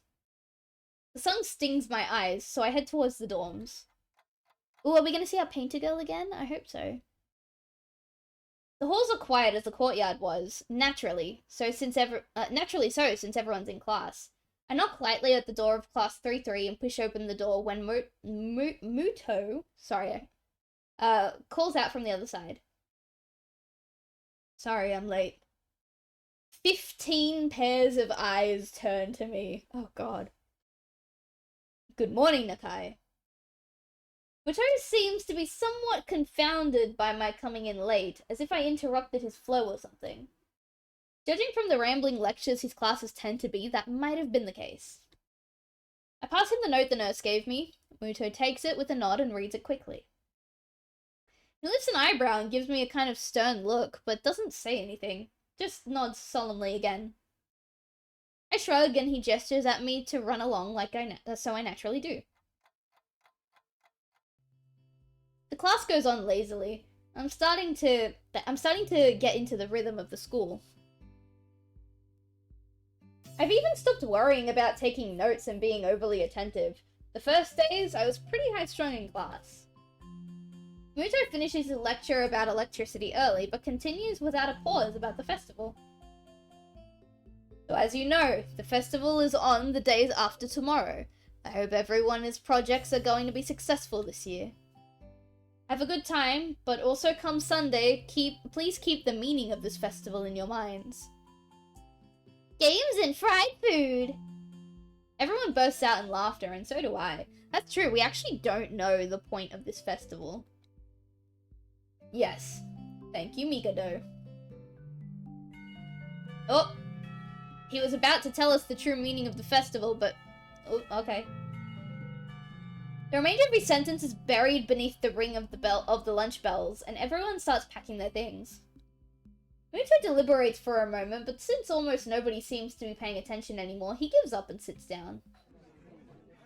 It's crowded in the hallway, or as crowded as hallways in this school probably get. Most of the students seem to be heading down for the cafeteria. Normally I join the flow and grab lunch myself, but today is different. Today I've been invited to lunch on the roof. An odd location, but that's where I was told to go. Fortunately, I managed to find shelter from the storm in the lee of the classroom door. Eventually, the torrent subsides and I step tentatively out into the hallway. Only to be met by Emmy, who comes flouncing down the hallway like a cannonball. Hey, hi Hisao, great timing! I have super extra lunch today, as promised. Let's go upstairs. The stairway to the roof is a little dilapidated, but it's clearly been used recently. At the top of the stairs is a door, complete with a missing padlock. I wonder who the intrepid, there we go, that's the word, intrepid individual was that removed the lock. Emmy shoves the door open and steps beaming into the sunlight. Oh shit. Oh no, that's the girl we like. That's the redhead with no arms. Okay, yeah, no, I am happy. I thought that was Shizune for a second because I saw the short hair. Suddenly, a tall, dark stranger appears out of nowhere, standing imposingly in front of us. Emmy flinches back, almost falling back down the stairs. Hello. Yipes! You scared me, Rin. Wait, isn't she... I have a sip of my tea, hang on. Hello. Noticing that Rin is speaking to me, Emmy looks curiously at me. You two know each other? I look confusedly at Emmy. She's that friend of yours?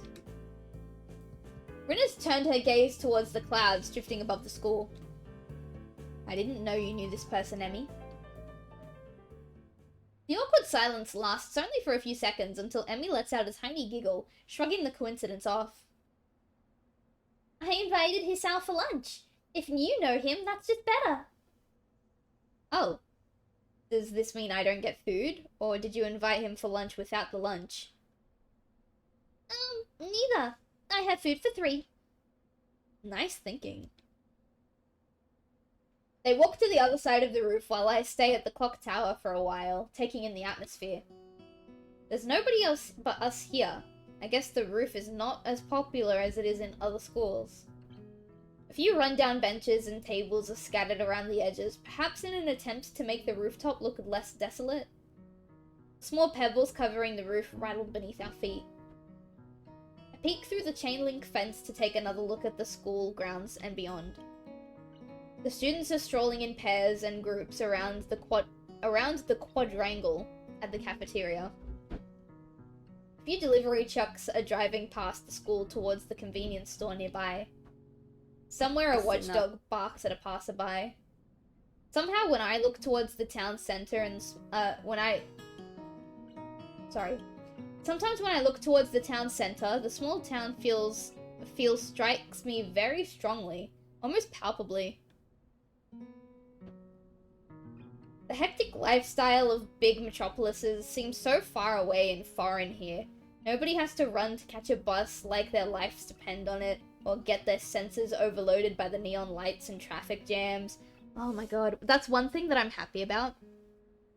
My partner's gonna be moving in to my apartment with me at the end of September, and then hopefully, best case scenario, come January, we're gonna be moving out of this apartment and into an apartment that, like, into a new place.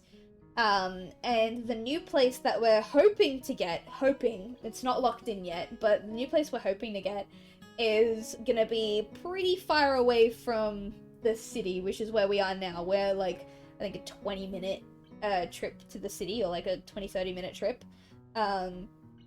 It's very loud. There's lots of bright lights. It's very, it's pretty much exactly how Hisao explains it here. And it would be really, really nice to get away from it. I feel surprisingly optimistic about this new life of mine, looking at my new hometown, even if it's going to be mine for only one short year. Finding out about my illness and having to move away from home all came so suddenly. I haven't had time to think about how I feel. When I step out of the shadow of the clock tower to the open, I feel warmth touching my back. The sun shines from a perfectly clear, unserene sky. A cold breeze sweeping over the rooftop makes me shiver, but only briefly. The wind carries the scent of trees and flowers, not smog and car exhaust like it used to just a few weeks ago. Emmy settles on a bench with Rin in tow and produces, one big and two small lunchboxes from her bag. Come on, Hisao! What are you waiting for? She's beckoning me to join them, making room on the already small bench. I seat myself on the corner of the bench to take as little space as possible. It's pretty cramped, but somehow all three of us fit on it. Impressive view. Emmy suppresses a giggle and places a lunchbox in front of Rin, and hands another lunchbox to me. Here you go. Lunch, as promised. Homemade no less. I'm impressed. Wow, this looks really good. Thanks. I made it myself when I can. Conversation dies off as I set about the business of feeding myself. Taking a few bites, I glance up and notice Rin deftly opening the lunchbox and popping a forkful of food into her mouth using only her feet. Even though I've seen it before, I can't help but be impressed by her dexterity. It's also a reminder of the sort of place I'm in right now. I'll never get used to sights such as this. Sorry, will I ever get used to sights such as this? I can't decide if getting used to such a thing would be a good thing or a bad thing either. Does getting used to this place mean that I'm giving up on being a normal person? Or does it just mean I'm becoming more understanding about those around me? I'm distracted from my thoughts by the sight of Emmy tearing into her lunchbox as if it had insulted her ancestors. Okay, that's pretty funny. You seem pretty hungry. Emmy looks up with mouth half full and swallows before nodding. My morning run always works up an appetite. Which is great, because then I burn through lunch pretty quickly. Helps me keep my girlish figure. What would happen if you'd lose it? Would you become a man? I very nearly choke on my lunch trying not to laugh. It's a figure of speech. Does your figure have to run in the mornings too? Do you always talk— oh, sorry, wrong voice. Do you always talk like this? Talk like what? Oh, they're cute. They share a brain cell. Oh my god. I love these guys. I think that answers my question. Never mind. But I know, I'm on it. I don't think my mod is here at the moment, so I'm just gonna boop. So, I struggle to think of small talk and settle for the obvious question. Oh no, it's okay, Skinner. It's alright. I got him. I killed him. It's fine. How'd you two meet? Rin seems content to let Emmy answer this question. Someone in the housing department thought we'd complement each other well, so we're assigned rooms next to one another. Oh, I get it, because one has no arms and one has no legs. That's very funny. I'm playing a roguelike. I know, it's okay. Complemented each other? Like shoes in a suit. Huh? Emmy giggles at my confusion. Put us together and we've got all 4 limbs. Get it? Ah. So I started helping Rin get ready in the mornings, and that was that.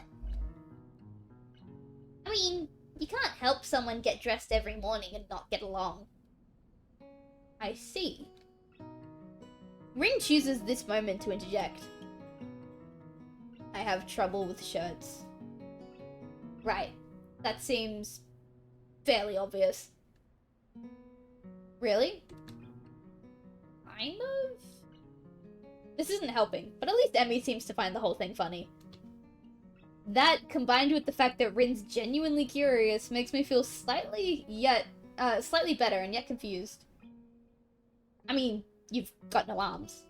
So, putting on a shirt seems like one of those things that would be difficult. You know what? I'm just gonna stop talking now.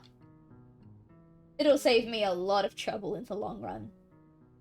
Rin nods in what I suspect is meant to be a sage manner. I see. The conversation dies as I turn my attention back to my lunch. It's really quite good.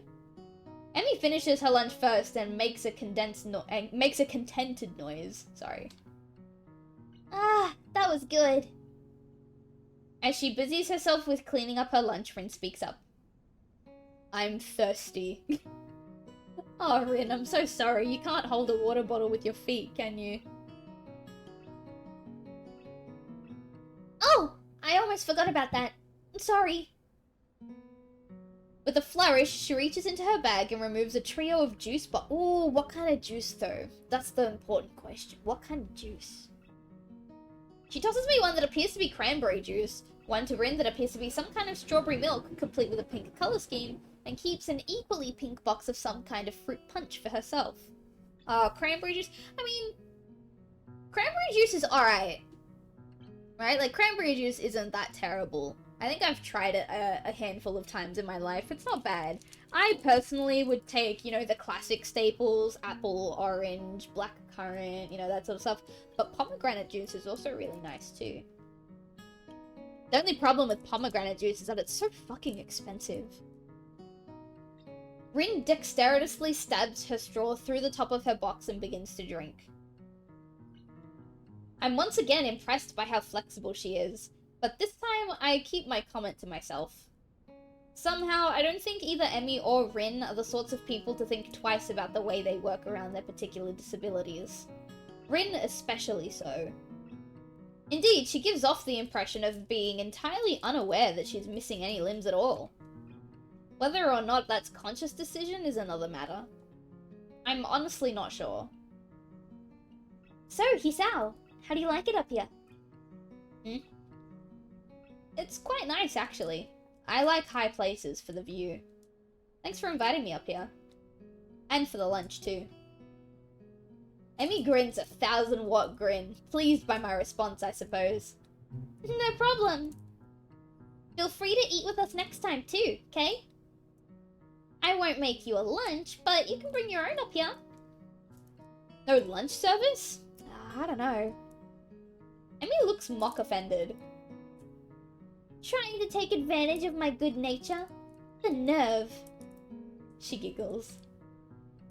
Sorry, I don't know if you can hear it in my voice, but that made me smile. That's a cute interaction. Well, if that's your answer, I guess Rin and I will keep eating our lunch all alone. I'm suddenly assaulted by the most heart-rendering puppy dog eyes I've ever seen as Emmy pouts. Kidding! I was kidding! I'd love to eat lunch up here again.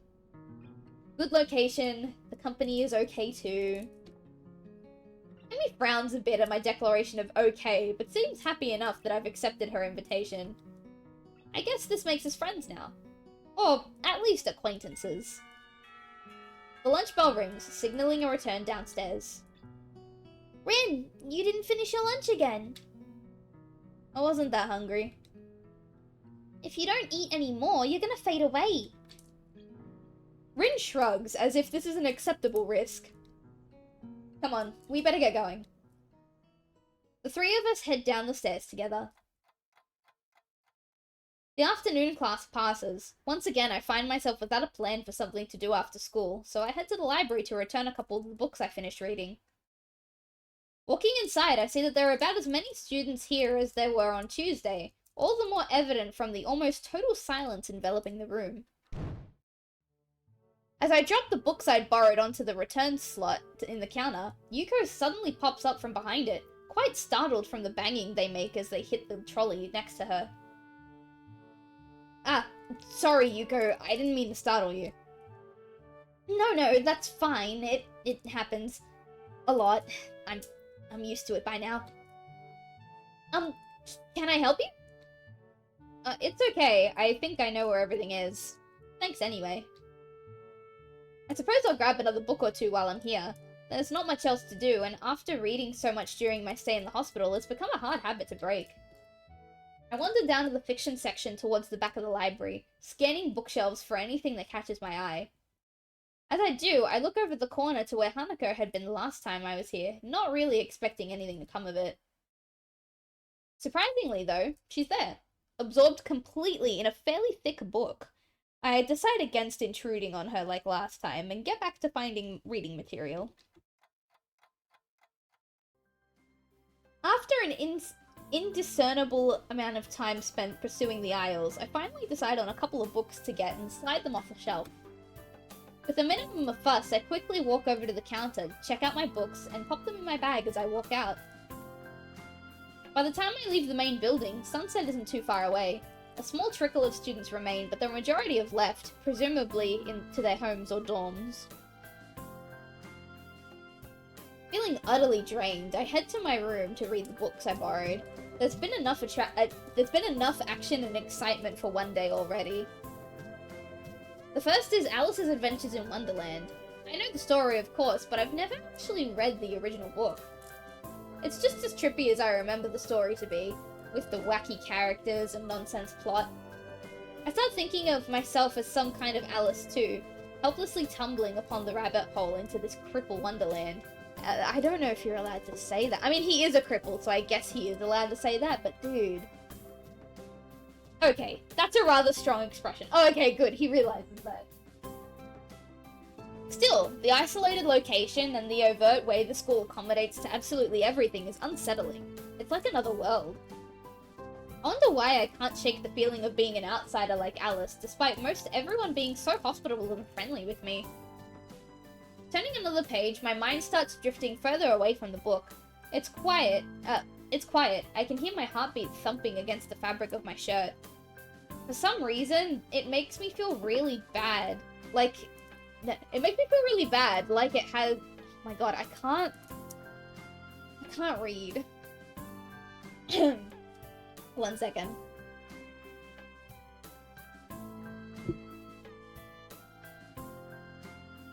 For some reason, it makes me feel really bad, like it has since that time in the forest with Iwanako. Like I was locked in a cage with something nasty and scary. Because he's not used to compassion? Yeah, that makes sense. That checks out. I put the book down for a while and stare at the ceiling, taking my time to shake off the feeling. 200 pages later, I fall asleep. Alright guys, another day done. Can we get back to the Lily and Shizune drama? I want to know what the beef is.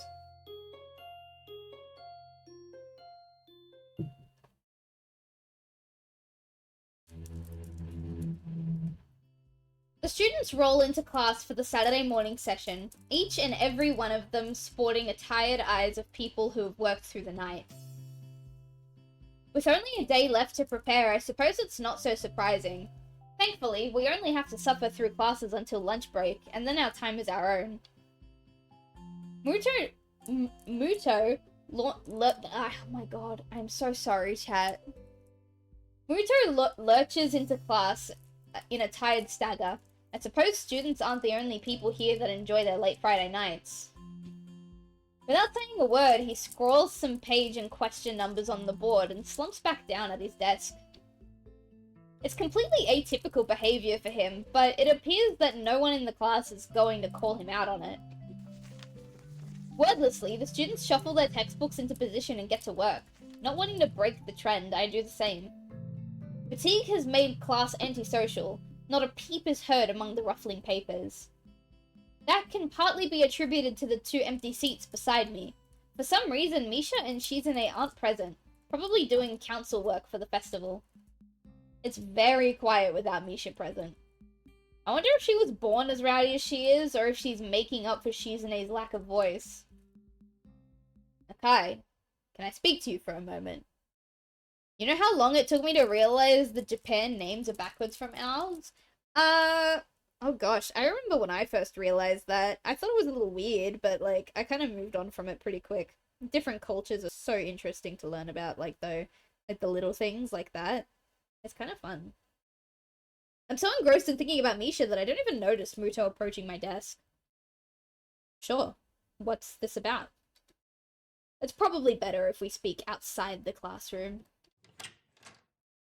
Something about this doesn't sound too good, but I stand up and follow him into the hallway. Muto stands in the hallway, scratching his head as he works out what he's trying to say. Not knowing what's going on, I wait silently. Like I was watching Case Closed, Japan dub, because they cancelled the English dub years ago. Oh, okay, yeah. I heard from the school's head nurse that you had an incident the other day. Ah, so it's about that. Well, kind of, but it's not anything to be worried about. Yes, it is. Anything that can endanger your health is something to be worried about. We try our best here to prepare you for life here. Part of that involves knowing your limits and how to work around them. It would be remiss of me if I didn't speak up about this. Alright, I get it. I'm sorry. Muto closes his eyes in frustration, and I realize that this probably wasn't the best thing to say. Something tells me that you're not sorry. Pretend as much as you want, but this isn't a normal school. A lot of people have put a lot of time, effort, and money to make sure that you and every other student here can have the same level of education as your peers. For you to abuse that by throwing out advice, especially medical advice, is plain selfish. I'm not quite sure if this is actually how he feels, or if it's some act he's practiced many times to guilt-trip students into doing the right thing. Either way, it's working. I understand. This is all new to me, and I apologize. I know my limits now, and I'll be sticking to them. Muto appears to lighten up a little, satisfied that this message has been received. So then, on to my next question. How are you finding your studies? I understand you were laid up for a while. You're not too far ahead, are we? Dude, this guy just learned about his condition. Give him some slack. I think the reason why he came down so hard and fast is because he's seen a student ignore their own limits and pass on. I think that's why he cracked down so hard. I think maybe we triggered a core memory. I don't really think so. I tried to keep up when I was in the hospital, so it hasn't been too hard. If that's the case, then I get it. Yeah, I like to think that's what happened. Because otherwise, this feels very out of nowhere. Muto taps his chin and raises an eyebrow as he absorbs this information. Is that so? Well, I suppose there are still students out there who realize the importance of learning. I wouldn't go that far. I was only trying to keep myself occupied with the little life support prison. Well, yeah, you've got to keep up with these things, right? That's exactly it. One wrong move in this world and you're left behind, right? Right. I wouldn't want that to happen. No. No, you wouldn't. Every week there's new scientific discovery. Most of them mean nothing to the lay person, but any one of them could be the key to the next big thing. I'll keep that in mind. Partly, guys aren't given slack like girls are. I agree to a certain extent, but at the same time, and specifically in like the medical field, since that's what this game is about, women have a much harder time even getting their initial diagnosis than men. And majority of, not majority, but I want to say like 30 to 40% of the time when women do finally get diagnosed, it's a misdiagnosis. There are disadvantages on either side. It's obvious that Muto's serious talk is over and he's gone back to his standard, slightly scatterbrained approach to life. I think in hindsight that I prefer him this way. He's slightly more predictable in his unpredictability. Well then, I think that's all I really had to say. Let's get back inside, shall we? My relief at that suggestion is insurmountable. Sure, you're the boss, right? Muto pauses for a moment. I don't think any of my students have ever said that to me before. For an instant, I consider replaying to this, but something deep within me tells me to keep my mouth shut and get back to the classroom.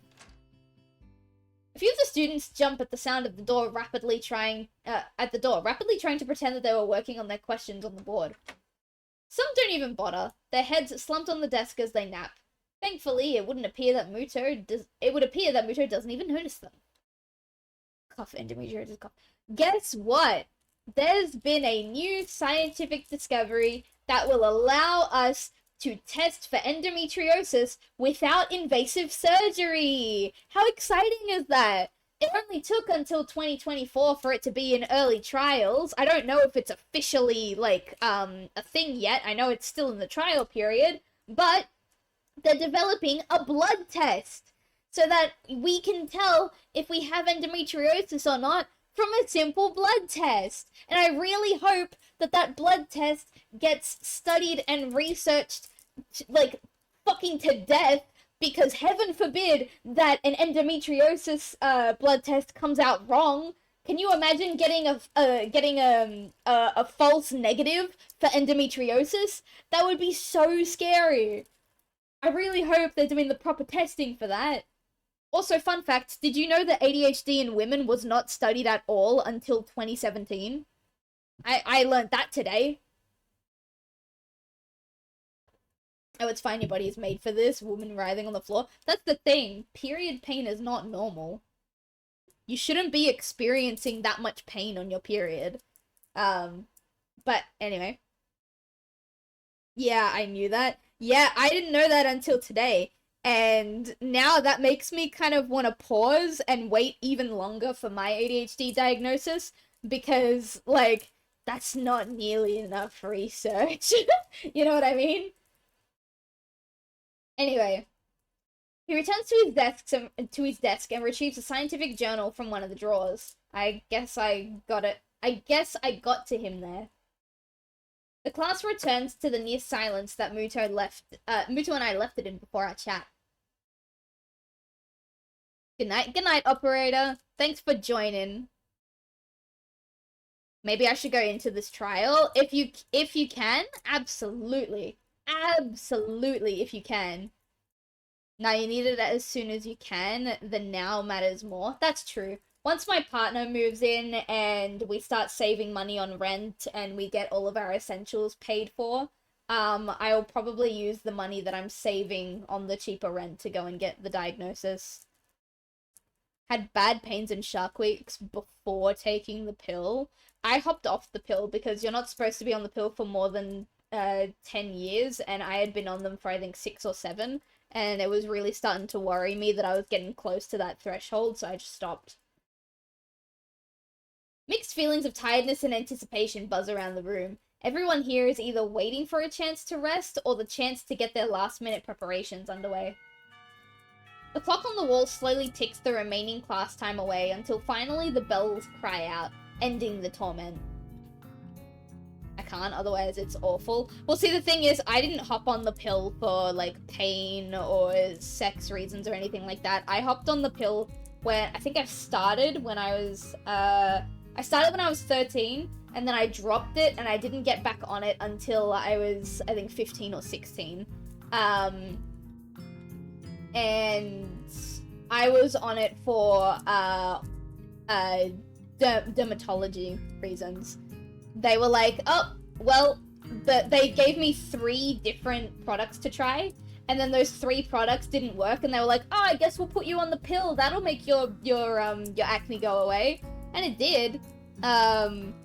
But now I've hopped off it, and the thing is, now that I've hopped off it, I have to actually take care of my skin, which hasn't been too difficult. Like, it's not bad. My skin is as bad now as it was on the pill, so it's like, I'm not really missing out. I just have to be more careful of what I eat because I break out a lot easier than I did on the pill. Before you all leave, I expect the answers for those problems by Monday. The class sighs as one, instantly regretting slacking off, but still acutely aware of more passing issues at hand. The classroom empties in the blink as everyone rushes to their last-minute festival preparations. I stay behind and try to quickly finish the questions so I don't have to bother with it over the rest of the weekend, with the festival and all tomorrow. Apart from me, Hanako is the only one left, obviously waiting for Lily. It's weird that Lily comes all the way to our classroom to pick her up. I expect that moving around is at least nominally harder for her than it is for Hanako. But it's none of my business, and I naturally don't ask about it from Hanako. Despite the relative proximity of our seats, neither tries to strike up a conversation about that or anything else either, so an oppressive silence falls upon the classroom. Time passes in silence. It's probably just 15 minutes or so, but it feels longer. I turn pages of my notebook, Hanako turns pages of the novel she's reading. My pencil lead splinters against the paper just as I was about to finish a paragraph.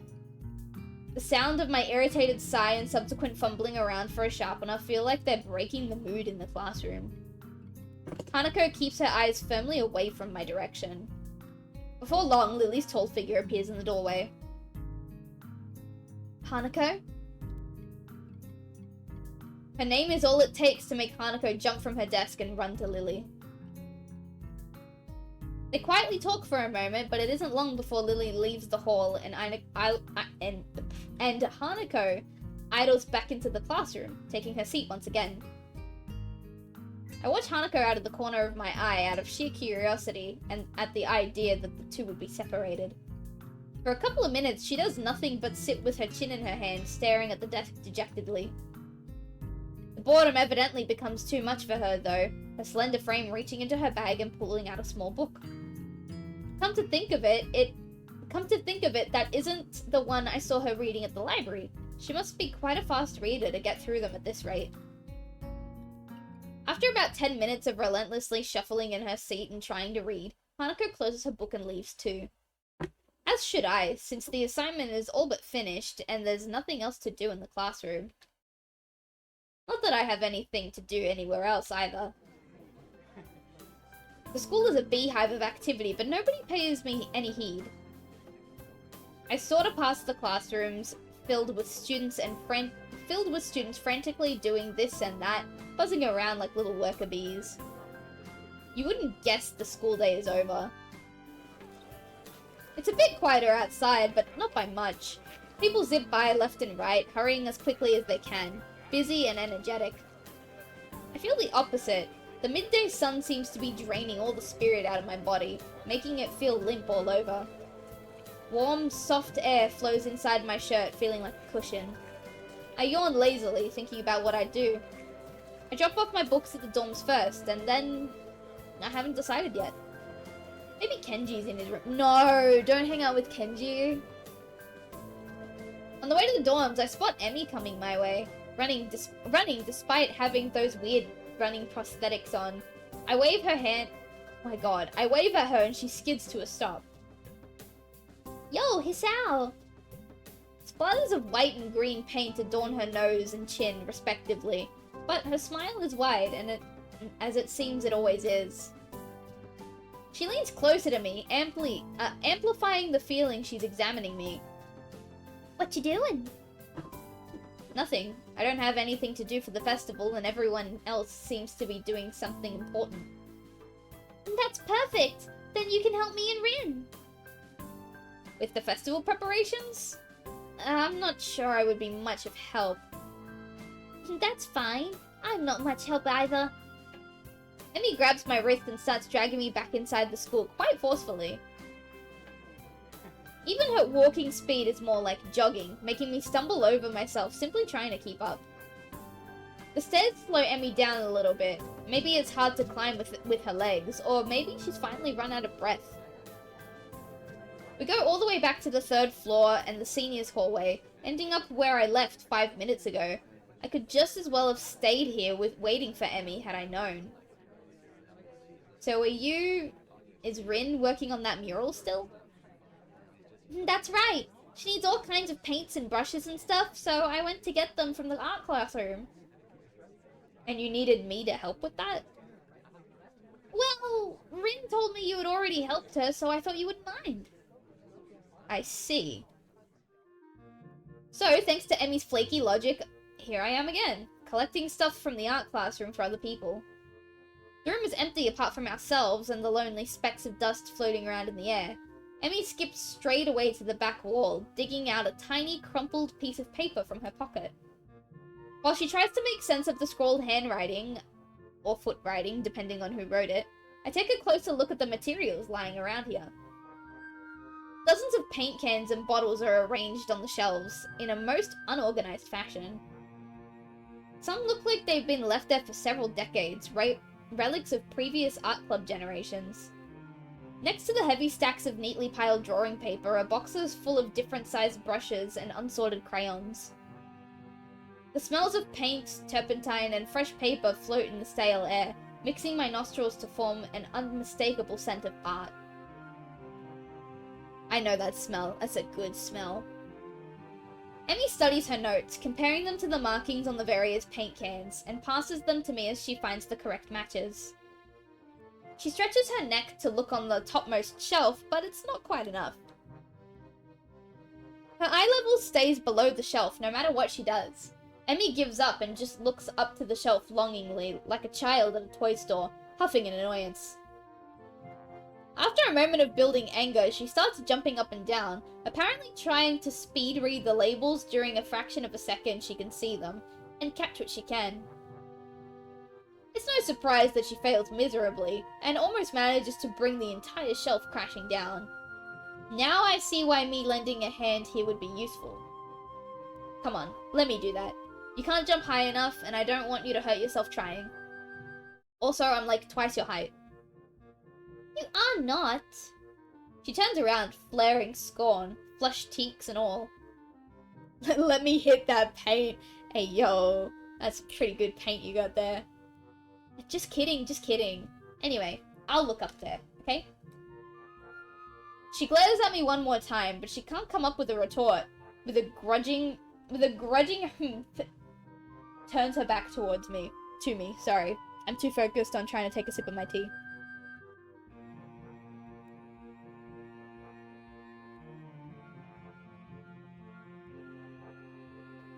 That was a long sippy.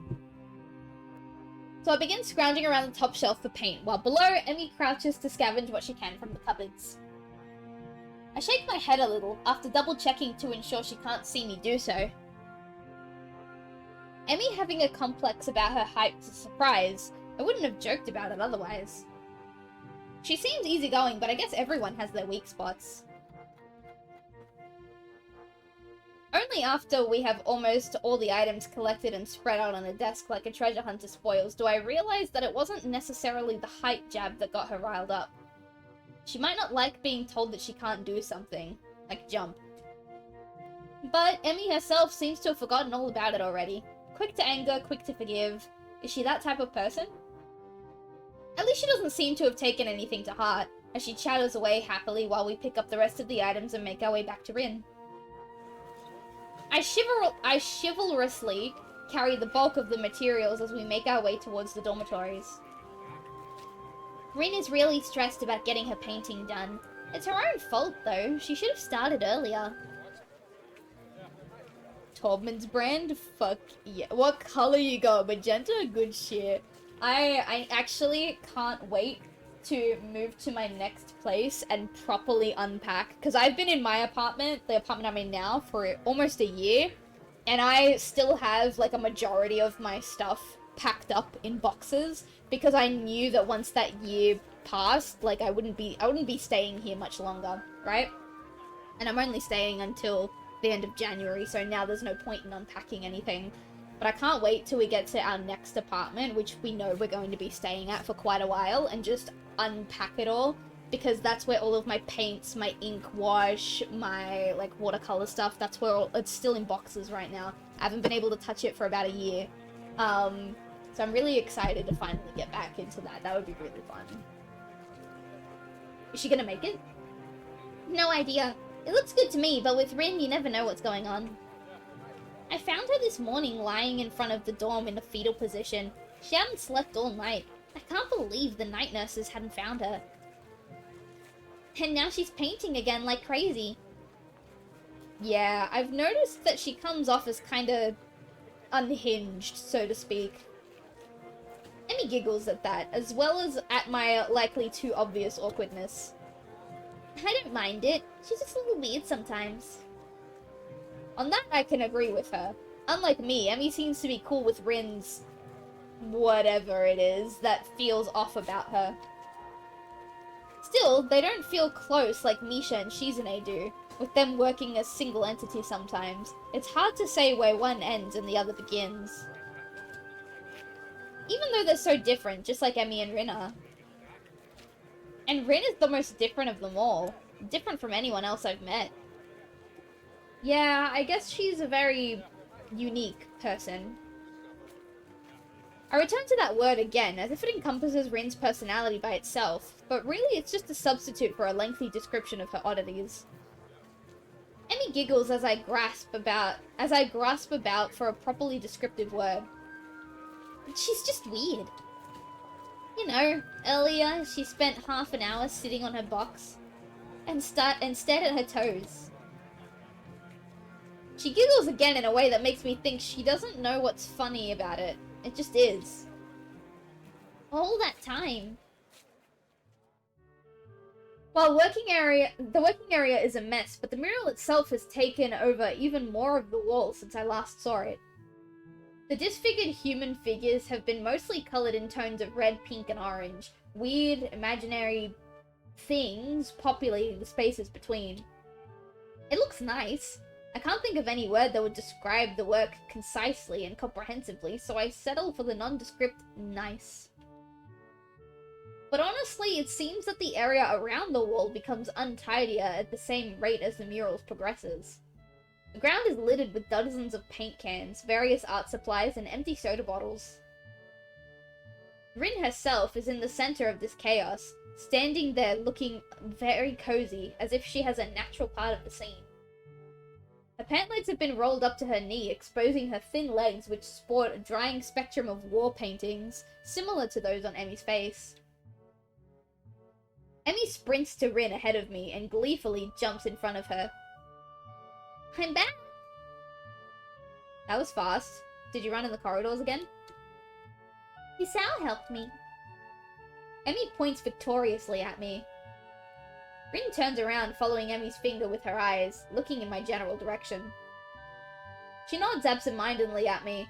She looks like she hasn't slept since last night, a vacant, glazed stare that's focused slightly off me, and movements like a slow-motion movie. Hello, Hisao. Thank you for the help. Don't mention it. I just did. Never mind. Looks like you've made progress. Looking good as far as I can tell. But now you get more bad luck. I know, but I'm willing to take the risk. That's a very nice thing to say. For me, of course, not for you.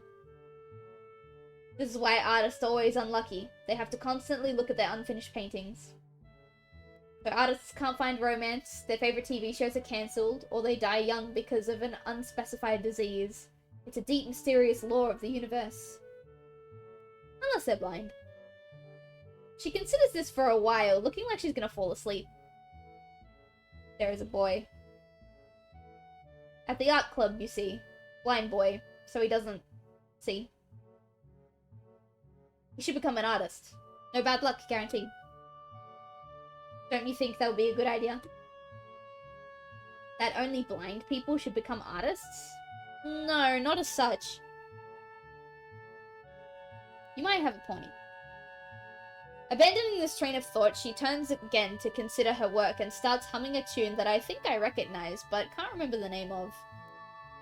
Emmy arranges the supplies we bought and moves a few paint cans around, trying to bring some organization to the scene. Emmy, I need the Prussian blue paint. Which one's Prussian blue? She's staring helplessly at 7 or 8 cans, each with a different tone of blue. It's the one with Prussian blue paint in it. Jeez, Rin, you're not helping at all. I look around as well, even though I don't know what Prussian blue looks like either. I wonder what blue has to do with Prussia. Or what Prussia even is. The name sounds vaguely familiar, but I can't place it. While none of the blues look more Prussian than the others, the small print on the labels is legible enough to determine that none say anything about the contents of being Prussian. There is no Prussian blue here. We need to go get more then. I open my mouth to say that actually we're not both needed for such a simple task, like finding another pot of Prussian blue, but Emmy's already grabbed my arm and started dragging me off. I wave to Rin, who doesn't seem to have noticed that the two of us are even leaving. Well, she'll notice when she goes for her Prussian blue and finds out it's still not there. Maybe. Probably not, actually. While I'm busy thinking of how weird Rin is, Emmy's been dragging me back to the art classroom. I feel myself starting to run out of breath. What's the rush? Huh? Emmy's giving me an appraising look, as if she's trying to figure something out. It's just that you seem to be in a hurry. I'm not sure I can keep up. Comprehension dawns on her face. You're not out of breath, are you? It's almost an accusing playfulness to her tone. I'm tempted to deny it, but then I realize that I've been breathing heavily since we stopped. Guess it's kind of obvious. A little. Not everybody can be in shape, you know. Takes all kinds, right? Emmy frowns. It's not particularly a good frown. That is... I should get in shape? Not that I hadn't already been dedicated to try for that. After that flutter on the track, I figure there's a real need to get some sort of running habit. I was, after all, feeling pretty good until I had my false alarm. Well, actually, I wasn't, but it was fun. Meanwhile, my comment seems to have helped Emmy come to some sort of decision. Well, that's it then. She gives me a serious look. You're joining me. I beg your pardon? In the mornings. You and I are running partners. I've got a routine all planned out. In fact, she produces a crumpled sheet of paper. I've got it right here with me. I take the sheet of paper and give it a once-over. Times, dates, laps, all laid out. A slow increase from just a few laps a day to... My god, does she expect me to have... does she expect to have me running marathons? And where did she find the time to get all this together? And how long had she been planning this anyway? You've been planning this? A little. But it's really the nurse's idea. He told me to keep an eye on you and make sure you exercise like he told you to. A vast conspiracy? Maybe Kenji's onto something here. Oh no, it's the feminist agenda! She wants that stamina, boy. Oh yeah, absolutely. And if we have any chance with Emmy, then we better build up our stamina. It seems a bit much for just keeping an eye on me. Well, to be honest, I've been trying to find a running partner in the mornings for a while now. Oh my god, Kenji, if you could only see the scheme unfolding. No, don't give Kenji credit. What do you need a partner for anyway? It's easier to keep up a workout if you're not the only one doing it. Isn't that obvious? Oh yeah, that's how I feel. I kind of want to get like a nice walking routine with my partner going eventually. Not really long walks, just like, you know, 20, maybe 30-minute walk in the mornings. If he's up for it, it would be nice. You're less likely to quit if someone else is counting on you to be there, right? I see. And this won't only keep you running, but it'll make sure I keep running as well. Meaning that I'll be obeying the nurse. And I'll be keeping an eye on you just like he asked.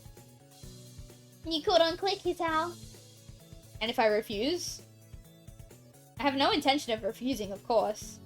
But I've got to at least put up a token of resistance to such a masterfully executed plan. Well, if you refuse, I'd have to pout. And you'd have to live with being the guy who made Emmy Ibarasaki pout. You don't want to have that on your conscience, do you? As if to demonstrate, Emmy begins pouting. It's the most adorable, heart-wrenching thing I've ever seen. Okay, I'll do it. Just don't do that. I feel like I just hit a puppy. So it's settled, right? You're going to be my running partner. Follow the workout? And the dietary plan? Dietary plan? Kratos, boy, follow her. Yeah, the dietary plan. You've got to eat healthy if you're going to get in shape, you know. I examined the workout routine closely. I don't see a dietary plan on here. Oh, right. I forgot to give that to you. Another crumpled sheet of paper is produced and handed over. It's somewhat less detailed. I had the nurse help me come up with it. The amount of dedication that nurse has to keeping me in good health is pretty overwhelming. I don't know how many school nurses would get one of their students to spy on me, much less help come up with a dietary plan. Then again, I'm not going to a normal school, and maybe that's not such a bad thing. Then again, this dietary plan seems to cut out just about everything that'll be offered at the festival tomorrow. So when does our running start? After the festival. Right after? What if I've had something to eat there? I could get a stomachache, you know? I meant the day after the festival. I knew that. Wasn't there something we're supposed to be doing? Oh, we should get that paint for Rin, huh? Oh no, it slipped my mind. By the time we get the paint back to the mural, Rin's already wandered off. Oh well. Emmy and I both decide to part ways there, leaving the paint on the ground. Rin will find it whenever she comes back anyway. Festival's tomorrow. I'm actually a little excited for it. At the same time, the week's left me feeling pretty tired, so I'll read a little and then go to bed. It's sippy time.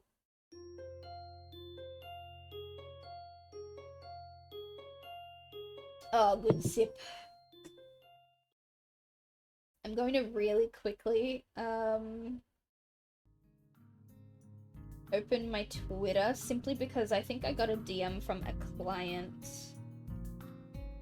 Okay, awesome. I just gotta do a bit of an edit for a client before, I go to bed tonight, which is not bad. It's only gonna take a few seconds. The next day, I wake up feeling a little lightheaded. It's almost noon already. Sleeping late is fine, since it's a Sunday and there are no classes. Not just a Sunday though, but the festival as well.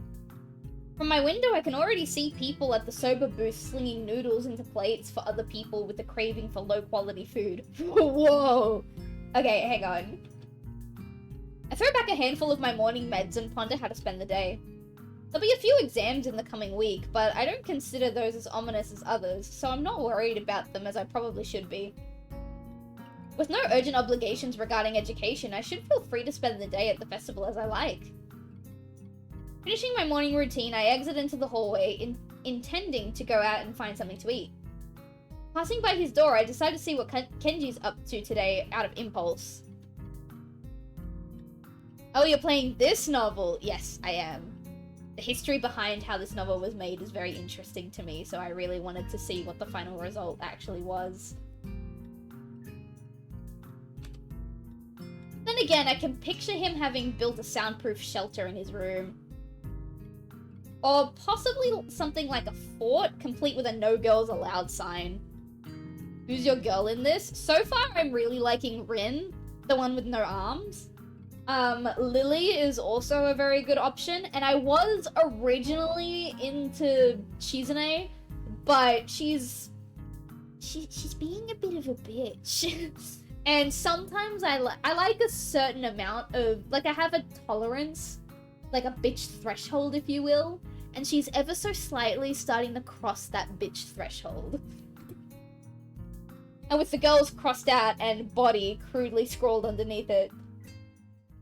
Knocking on his door, which is luckily devoid of any kind of sign, I hear again the unsettling clicking of at least 10 locks being pulled back, and the door opens a crack.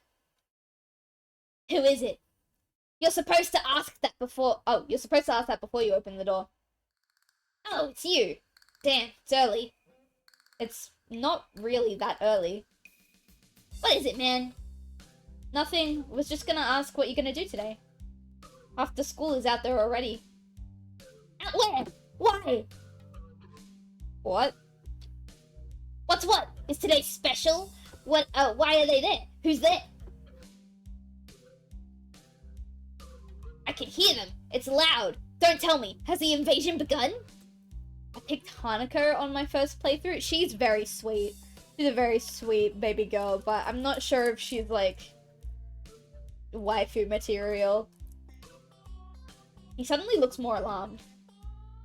What day is it, man? Yeah, I guess you can't see the big wooden booths outside and people selling stuff.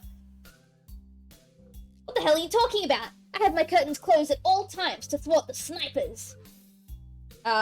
It's the festival. You know that, right? Oh shit, that's today. Ah, damn. Ah, damn it. I can't believe I forgot. I don't have my fort finished yet. Oh, this is bad. This is going to be a very bad day. Oh, I'm sorry. The Kenji voice really hurts my throat. It's good you told me this, man. This is going to be a bad day. Why? Oh man, they're gonna be everywhere. The people outside my window, socializing. Kenji rubs his temples nervously, looking very ill. It's gonna be loud as hell. Damn, I was going to go out today, but now it's ruined. Everything's ruined. This is awful. This sucks. Damn, I want to say stuff, but I can't, because anything I say is potentially spoilers. Yeah, I've never played this game before. All I know about it is that it's a dating sim for disabled women, so if you could avoid the spoilers, I would really appreciate that. Thank you. I'll say Hanako is waifu material, but you need to work your way there. That's fair enough. I don't know if I'll go through all of the waifus, but we'll see where we naturally fall, and then, yeah, whichever girl I don't go for, I'll probably end up looking up their route. What the hell? This really sucks. I can't go anywhere now. There's nowhere to run. Kenji seems nervous. You could even say he's majorly freaked out. I can't believe this. So that's what today was. Damn, I couldn't even prepare for it. I couldn't even brace myself, and now it's here and I can't do anything. You should have told me earlier, dude. I mean, at least I know, but I could have known earlier. Imagine what I could have accomplished. Sorry, I thought you knew. So I guess you're not going to do anything today? The weather is even good. Yesterday was really windy, so I thought today would be cold. It's not though, so there's no reason to just stay inside. Yeah, you should check out the festival. Kenji groans and covers his face with his hands. No! I can't do it. They'll leave me alive out there. I know it. That has to be a joke, but he said it with such a straight face. Relatively straight. What are you gonna do? You should hang out in here. You can help me build my fort. We might still make it if we work together. I wonder. I'm kind of hungry, but I made this deal that I try to take better care of myself. Be healthier, you know? Well, yeah, that's true, but she said that didn't start until after the festival, so you can still enjoy the food and stuff. I don't know if I should steer clear of the takoyaki or head straight in. Deal? Sounds ominous. So what are you getting in return? Nothing, I guess. It's not that kind of deal. I only know the stories of Hanako and Lily, mostly. Rin, I tried, but IMO, she's an enigma. Yeah, but she's my kind of enigma.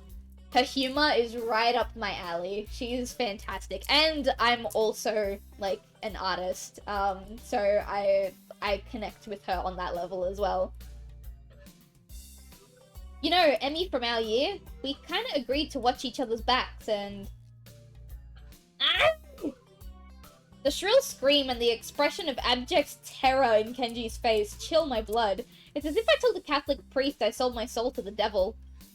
Ha, biased? Oh, absolutely biased. Huh? You sold your soul to the devil? You didn't get anything in return? What the hell is wrong with you, man? She's not an enigma. She's a magnificent breast. I'm assuming you meant to write she's a magnificent beast. But she does seem to have kinda nice breasts too, I'm not gonna lie. Do you know what you're dealing with? She's a public health danger. Do you know how many people she sends to the hospital monthly with her carefully placed flying tacklers? She's one of them, a key player in the vast conspiracy that aims to complete the submission of everything that's manly. I can't believe what I'm hearing. I trusted your judgment, man. I thought we were brothers. You have to call it off before it's too late. This festival, too. It's just one of their ploys. He fingers his scarf nervously, faster and faster, like he's trying to start a fire. Then, slowly begins to calm down once the panic attack finishes running its course. I'm going to have to find some place to hide in. A safe haven, and then knock the lights out of myself so that I don't have to experience this horrible day. I have the perfect thing for that. I must prepare now. Don't go to the festival. Okay. Later, dude. The door slowly closes with a creak, and I don't know how to feel about what Kenji just said. It's kind of unsettling now. I start to feel doubtful. And now I start to feel doubtful myself. Yeah, I meant beast, although the first is true too. Yeah, exactly. Should I bother going? I've got a book I've been meaning to read. Something about an underground postal system that may or may not exist. It's short too. I could have it finished in a day. But would that be a good way to spend my time? Well, yeah, it definitely would be. But I suppose it would probably be better to head outside. See the festival. Try to integrate with all these other sideshow acts. Honestly, I should at least make an attempt to keep up the somewhat friendly personality I've had this past week. Maybe get something to eat, my stomach suggests. It's almost lunchtime. I could at least grab something from one of the stalls outside. I'm soon outside, surrounded by various students and people who may or may not be their parents. Every so often I catch a glimpse of someone who clearly just came up from town at the promise of a festival. They're easy to spot. The ones who can't stop staring, and behind their eyes can tell they're thinking, now what's wrong with this one? I almost want to yell at them, but at the same time I can't deny that I've been doing the same thing all week. Sorry, I've got something in my eye now. I wave off something like disgust. A wave of something like disgust sweeps over me. Guilt for my own narrow-mindedness. I push the thoughts aside, concentrating on the pangs of hunger that burn my gut like a wildfire. The scent of something fried leads me to the promised land where I can get some lunch. I'm just getting my order when a loud voice interrupts me. Hey, what the hell are you doing? I'm getting food. You said our routine didn't start until after the festival, so I'm getting food, and if you have a problem, you can fuck right off, Emmy. Having lunch. Breakfast?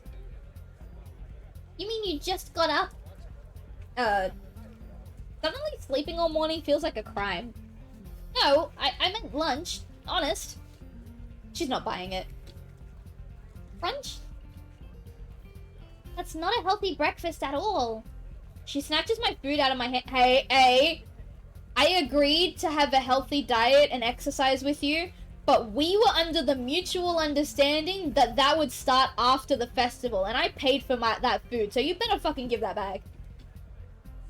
What the hell is this girl doing? Hey, that's my breakfast! What happened to it being your lunch? That's my... whatever, it's my food! Emmy places her hands on her hips and begins lecturing me.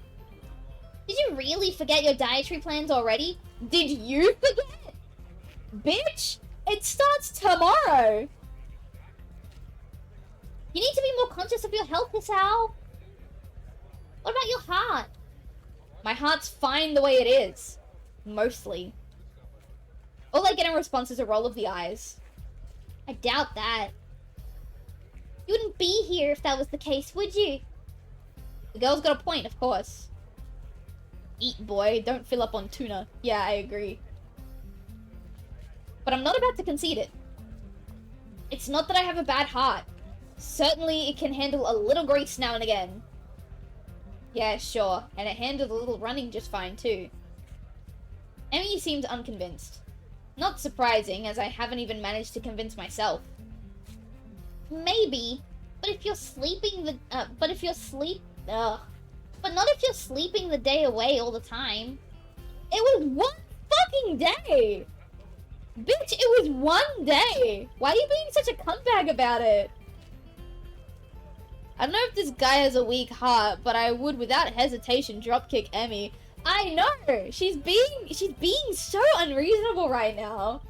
I like Emmy. I like Emmy, but this is just way too much. What the fuck, girl? So how's Emmy going? She took the lunch that I paid for because it doesn't fit the dietary requirements that I agreed to partake in, but she's completely neglecting the fact that she told me that our exercise routine and our dietary plan wouldn't kick off until after the festival. So I'm getting lectured for eating fast food when I'm still allowed to have fast food because our dietary plan hasn't started yet. And I'm actually getting angry at this. This is unreasonable. A devious look suddenly crosses her face. Of course, if you'd been following a routine from the beginning, you wouldn't be in this situation. Oh, fuck off, Emmy. Hey, I've had a pretty eventful week, you know. For example, I almost died. And there was a lot of meeting people, and then I was on the roof for a while. Which is no excuse for slacking off, you know? Oh my god. Emmy, you're losing likability points. Every second that you don't give back the food that I paid for and you yoinked out of my hands, you lose likability points. I want to say something horrible, but I will restrain myself. Say the bad thing. Say the horrible thing. Do it. Right now. A little near-death experience is no excuse for skipping basic exercise. I'm about to knock you on your ass and steal your prosthetic legs so that you can't chase me when I run off. Actually, yes, I will. I will take a prosthetic leg and toss it in a tree. Dude, we had the exact same mentality. I applaud you. I applaud you, my man. Like running in the mornings. She nods, as if something important has just been decided. So it's settled then. You've seen the error of your ways and are willing to adhere to my routine, right? I'll see you bright and early in the morning. We'll be running buddies. You know, you already convinced me yesterday that this was a good idea. You don't need to convince me again. Not that I did a good job of being convinced. She's right about eating healthy after all, and here I am ordering up something grossly unhealthy. It is not your fault! She told you that the routine started after the festival. You are well within your right to order this greasy ass, disgusting ass food that you want to eat and not be criticized for it because you haven't done anything wrong. I'm getting unreasonably angry at this. Hold on, I will take your legs and kick your ass with your own feet. I like that one too. There are more important things than deliciousness, aren't there? I agree, but at the same time, she's being very unreasonable right now. Like staying alive? If Emmy weren't here browbeating me for my poor decisions, I'd probably... Hey, wait a second. A sudden question springs to mind. Hey, why the hell have you taken such an interest in my well-being? Emmy shrugs and grins at me. You're the new guy. I figure you don't have any friends yet, right? Oh wow, that's also very rude. I'll have you know that I have a total of 6 friends. I don't like 2 of them, but I have a total of 6 friends. 7 if you count Kenji. Wait, no, better. Take a prosthetic leg sweep, take your foot and eat it in front of her. Yes. Yes, yes, yes. Give me my food back. Besides, I've caused you trouble all week, right?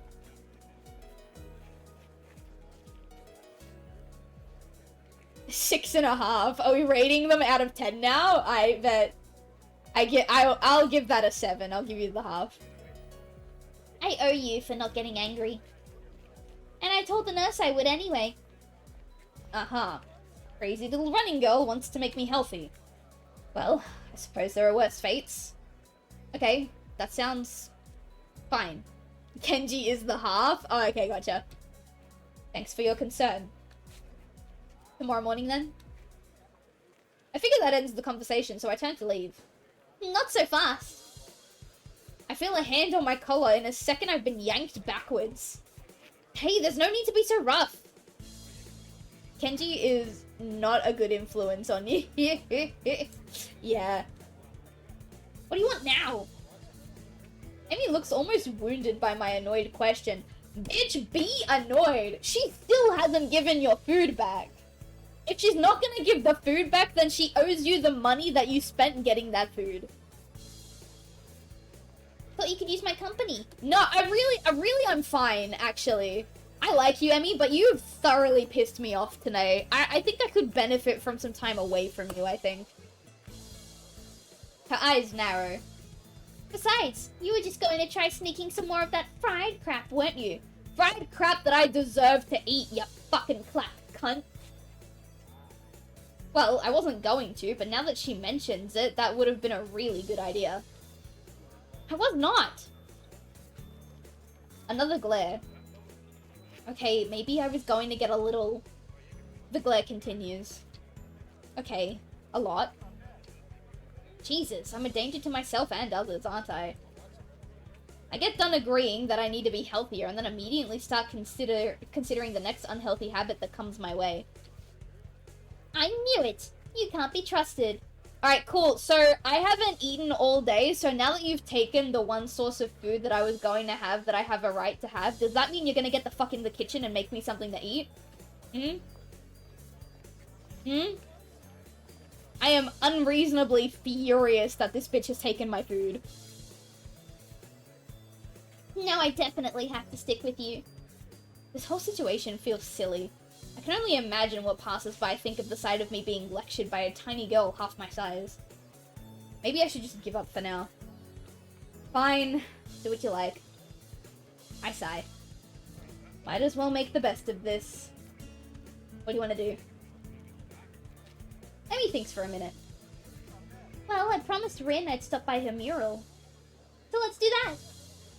I confess I'm slightly curious as to how her mural turned out myself. So, again, I consider there are worse fates. Dude, we still haven't eaten! We still haven't had any food in our system. We are going to collapse. And it's this fucking Hatsune Miku reject's fault. Fucking pigtail wearing ass. Damn, Sylv, I'm impressed. Look, she took my food. She took my food, and if there's one thing that gets me riled up, it's people who I know need food being unable to get food. I don't know why, it is just such a big thing for me. By the time we reach the dorms, I can feel my heart pounding. My heart shouldn't be pounding just after that. I take a few deep breaths, willing myself to calm down. I'm one of the most normal-looking people in the school, but I still have to be here. Sometimes I almost wish I lost a hand or something. But don't worry, you can handle no food for long periods of time. But I don't want to. Just because I can doesn't mean that I should, you know? At least then it'd be obvious that I belong. But instead, I don't even look sick. Even now, I'm trying to catch my breath, I just look out of shape. Amy looks back and notices my state of distress. You're not gonna die on me, are you? Oh, well, gee, I might. I wonder why. Maybe because I haven't eaten anything today. Jesus Christ, my dude, I'm gonna take your prosthetic and I'm gonna bash you with it. Please don't. It'll be all my fault and I don't want to deal with that kind of guilt. Oh, wow. So now I shouldn't die because it'll inconvenience you. I see how it is. I see. You know what? I'm gonna collapse right now and die out of fucking spite. God damn it, she really makes me angry. In death, my foot will haunt your ass. Besides, after the last time, I really don't think I need to see that again. Especially because the nurse will totally say it's my fault. Yeah, I wonder why. Maybe because it fucking is your fault. God, I went from liking Emmy to being like Emmy's #1 hater in like 2 minutes. Nah, I'm fine. I guess I need to start running after all. And you wanted to keep eating all your grease. Oh my God! Woman! Jesus Christ, I'm running out of things to say about her. See? It's a good thing I found you, right? You are an abuser. You are priming me to be abused by you. You are priming me to be abused by you at this rate. This is ridiculous. Yes, it was. No, it wasn't! Oh, I hate Rin now. Emmy. Sorry, I mixed them up because I was reading chat. I hate Emmy now. I went from really, really liking her to just being her biggest hater. Maybe. Of course, I don't add to that. I wouldn't be in this state if she hadn't dragged me across the festival grounds. Further conversation is interrupted by the sudden appearance of Rin. Oh, thank God, Rin saved me. Oh, it's you. Hello, Emmy. Hey, Rin! I brought Hisao along because he was going to give himself a heart attack. You're going to give me a heart attack. I'm going to die and it is going to be your fault. And anyone who tries to convince you otherwise is a fucking liar. I was not. My objection goes unnoticed. We stopped by to see how the mural turned out. Rin nods slowly. Well, it's right here. You can see it pretty clearly. I find myself wondering how long Rin's been standing here in front of the mural. Has anyone even stopped by to look at it? Are we the first ones? Obviously, we're not the first to see it, of course. I mean, it's pretty big. You'd be hard-pressed to not see it. At the same time, I don't think anyone's actually talked to Rin about it. Anyone but us, that is. I feel compelled to say something. It looks pretty good. I'm still not happy with how it turned out. Oh, the classic artist mentality. Yeah, gotcha. But I guess it'll do. She seems almost resigned to it. I'm not sure what she expected as a result, but I guess she didn't quite get there.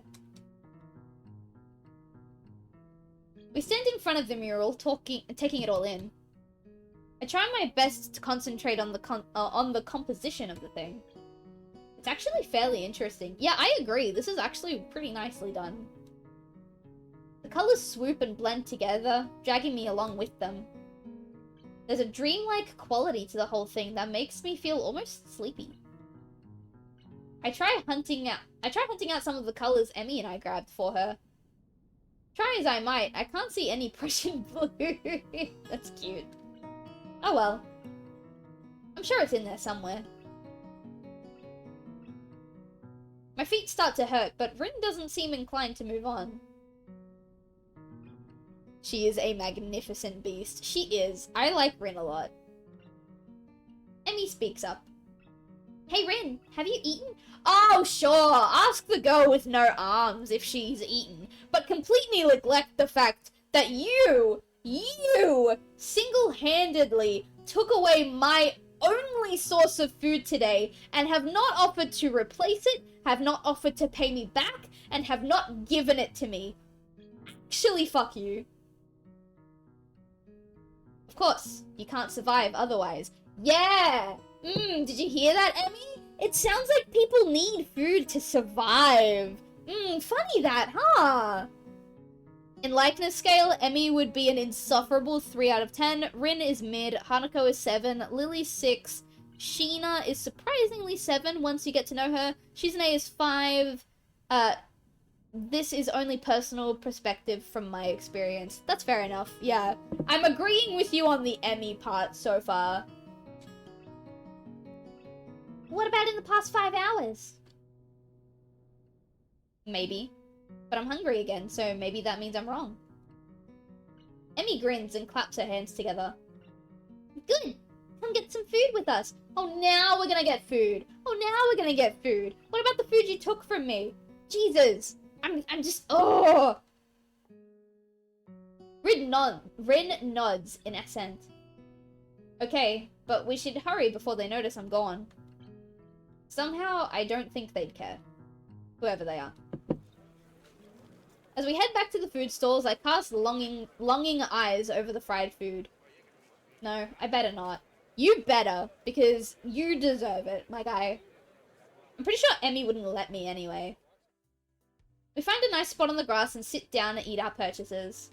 Well, my purchases anyway. Somehow I wound up paying for...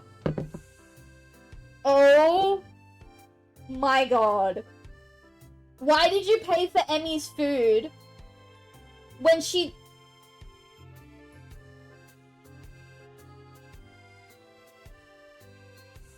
I'm just not gonna engage with it anymore. I'm just not gonna engage with it anymore. This entire interaction with Emmy at the festival has me so unbelievably furious that I just can't deal with her anymore. What game is this? This is, how do I pronounce the name of this game? KATAWA SHOUGO, I think is how you say it. It's a dating sim, but all of the bachelorettes are disabled in one way or another. Fuck this cunt? Yeah, fuck this cunt. Surprisingly, my unfried food is pretty good. Silence falls as Emmy and I eat, and Rin stares at something or other, occasionally eating a bite or two of her food. I finish my meal first, and I lay back on the grass. Emmy glances up from her food. Tired, you sound? A little, I guess. Well, don't oversleep or anything tomorrow morning. Nope. I'm not gonna engage with it anymore. She's a fictional character, Sylv. She is a 2D sprite on your monitor, Sylv. It is okay. It's okay. We start our morning runs, remember? Actually, they'd slipped my mind. Well, that's fun. Who doesn't love depressing sims? Oh, it's true. I was actually just enjoying myself. Wandering around the festival with these two has actually been fun. No, wandering the festival with Rin has been fun. Emmy has just been there. Yeah, I'll set an alarm. You better be there. I'll get angry if you aren't. Oh my god. I'm trying really hard to just disengage from my anger at this woman, but she is making it extremely difficult. Still, whenever you get frustrated at Emmy, just remember this, leg sweep. Yeah, you're absolutely right. You're absolutely right. I hate this woman. I hate this woman so much. I've never gone so quickly from liking a character and enjoying their presence to actually just wanting to kill them. Oh my god. God forbid. I don't think God comes into it. Rin, I'm so glad you're here. Unless it's some kind of freak accident and your alarm shorts out. That might be a random act of God. Well, don't cause any random acts of God then. Wait, how did you meet Emmy in the first place? Because I don't know if it happened before or after. We were with Hanako and Lily, and she was running around in the hallway to get stuff from, like, a room or something, and she turned the corner really tight and she bumped into us. That's how we met Emmy. A plan forms itself in my mind. It's a plan that makes me feel kind of guilty, but I throw it into execution anyway. Damn it, I've earned a little fried food. And anyway, I'm going to start running tomorrow, right? But the actual routine all starts then, not now. That's what I've been saying this whole time! Go get your fried food, bitch. Oh, so basically she nearly killed you by going ramming speeds. Yeah, the first time we met her, she nearly killed us. Oh, go, the dietary portion starts tomorrow too. Oh, go, I can have something unhealthy today. You should have said that when you first bumped into her. You should have given her a big old bitch slap across her face, knocked her off her feet, ripped her prosthetics off her, and eaten your fried food. A sort of final farewell to all the stuff I used to eat with wild abandon before the hospital. Actually, I suppose I should head back to my room. I had some homework to do, and if I'm going to run in the morning, I should make it early night. Those narrowed eyes again. I'm back. What'd I miss? We get food? We got food, but Emmy made us pay for her food after she stole our food, and now we're trying to sneak away to get fried food because main character has realized finally that his routine doesn't start until tomorrow, so goddammit, he's going to get some fried food. Thank you for the reminder. So instead of a 3 out of 10, it's now a 1.5 out of 10. Jeez. You sure you're not just going to sneak off and buy some of that fried stuff over there? Nah, I'm too full to bother now. I pat my stomach for emphasis. Besides, you two have cleaned me out anyway. Emmy giggles. It's a surprisingly pleasant sound. I doubt that. I doubt that. Another pang of guilt. She's got to know that I'm lying to her, doesn't she? Or is she just that trusting? I feel kind of like a monster. All part of my master plan, Tao. Well, I guess I'll see you tomorrow then. So she admits that she made us pay for her and Rin's food so that we wouldn't be able to afford fried food later? Ooh! Ooh, I'm gonna rip those pigtails out of your scalp, my girl, I swear. Thanks for the food, and for keeping us company. Bitch. Leg sweep. I agree. I agree. And here I thought she was doing me a favor. Rin nods in agreement. Sega will never accept you. Oh, that's gonna sting. That's gonna sting. You should feel embarrassed and ashamed of yourself, Emmy. I won't say see you tomorrow because that would be like predicting the future, and I'm pretty sure I can't do that. I'm gonna use that line, actually. Next time I say goodbye to someone, I'm gonna use that. That was really clever. I like that, Rin. Okay. Bye, you two. I feel oddly glad that I decided to leave my room today. Not a bad way to start my second week here, I suppose. Once I'm sure I'm out of Emmy's line of sight, I make a beeline for the food stands and buy some cake. At least it's not fried, right? It's slightly better than what I was planning to do. I still feel a little bad about lying to Emmy, though. Don't. Don't. We hate Emmy now. She really does seem concerned about my health. She doesn't. She's using the idea of being concerned about your health as a guise to control you. I'll make it up to her somehow. Better head back to my room. Hey, I do have work to do. She wants the D? She ain't getting it. She steals my popcorn chicken, I will throw her in the bin. Yes, please. You gotta throw her in the bin upside down, though, like head first into the bin. My book waits for me, and I flop onto the bed and read through the fireworks display. Eventually, all the walking around, or more accurately running around, catches up with me. I really am out of shape. Maybe dragging me out in the morning to run might be a good thing after all. It's something to look forward to. Ooh, we got like an animation sequence.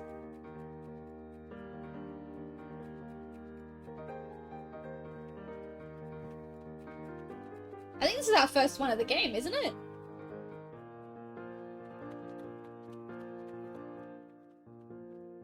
I'll throw her leg across the car park? Jeez.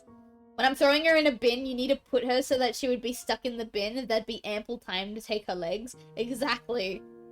Just eat what you want, dude. Your life quality is paramount. I agree. Oh, so this is basically an animated recap of what happened. Like when we first did track together.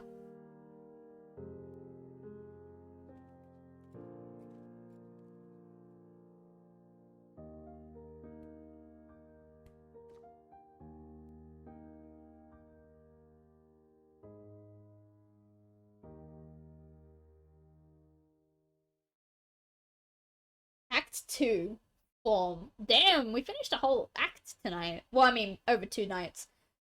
Normally, this is the time that I would wrap up the stream. It's 9 o'clock. I'm tired. I have to go and do my ultrasound tomorrow morning. But like, what do you guys think?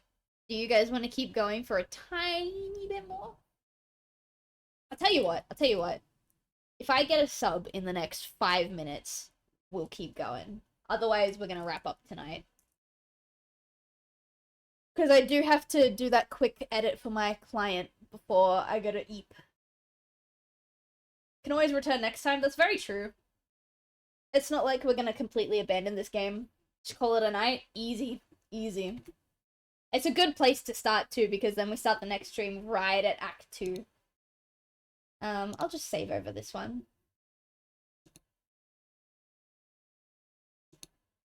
Easy. Alright.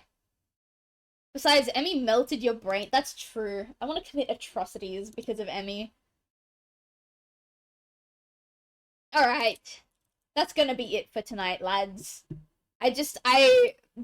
The hard turn into being anti-Emmy, I was not expecting that at all. But it has me a little bit winded now. It takes a lot of energy to be a hater, guys. It takes a lot of energy to be a hater. You should play Escape from Volcano. Oh, yeah. We were talking about that last time we played this game. I want to play Goodbye Volcano High, but then I also want to immediately after Goodbye Volcano High play Snoot Game.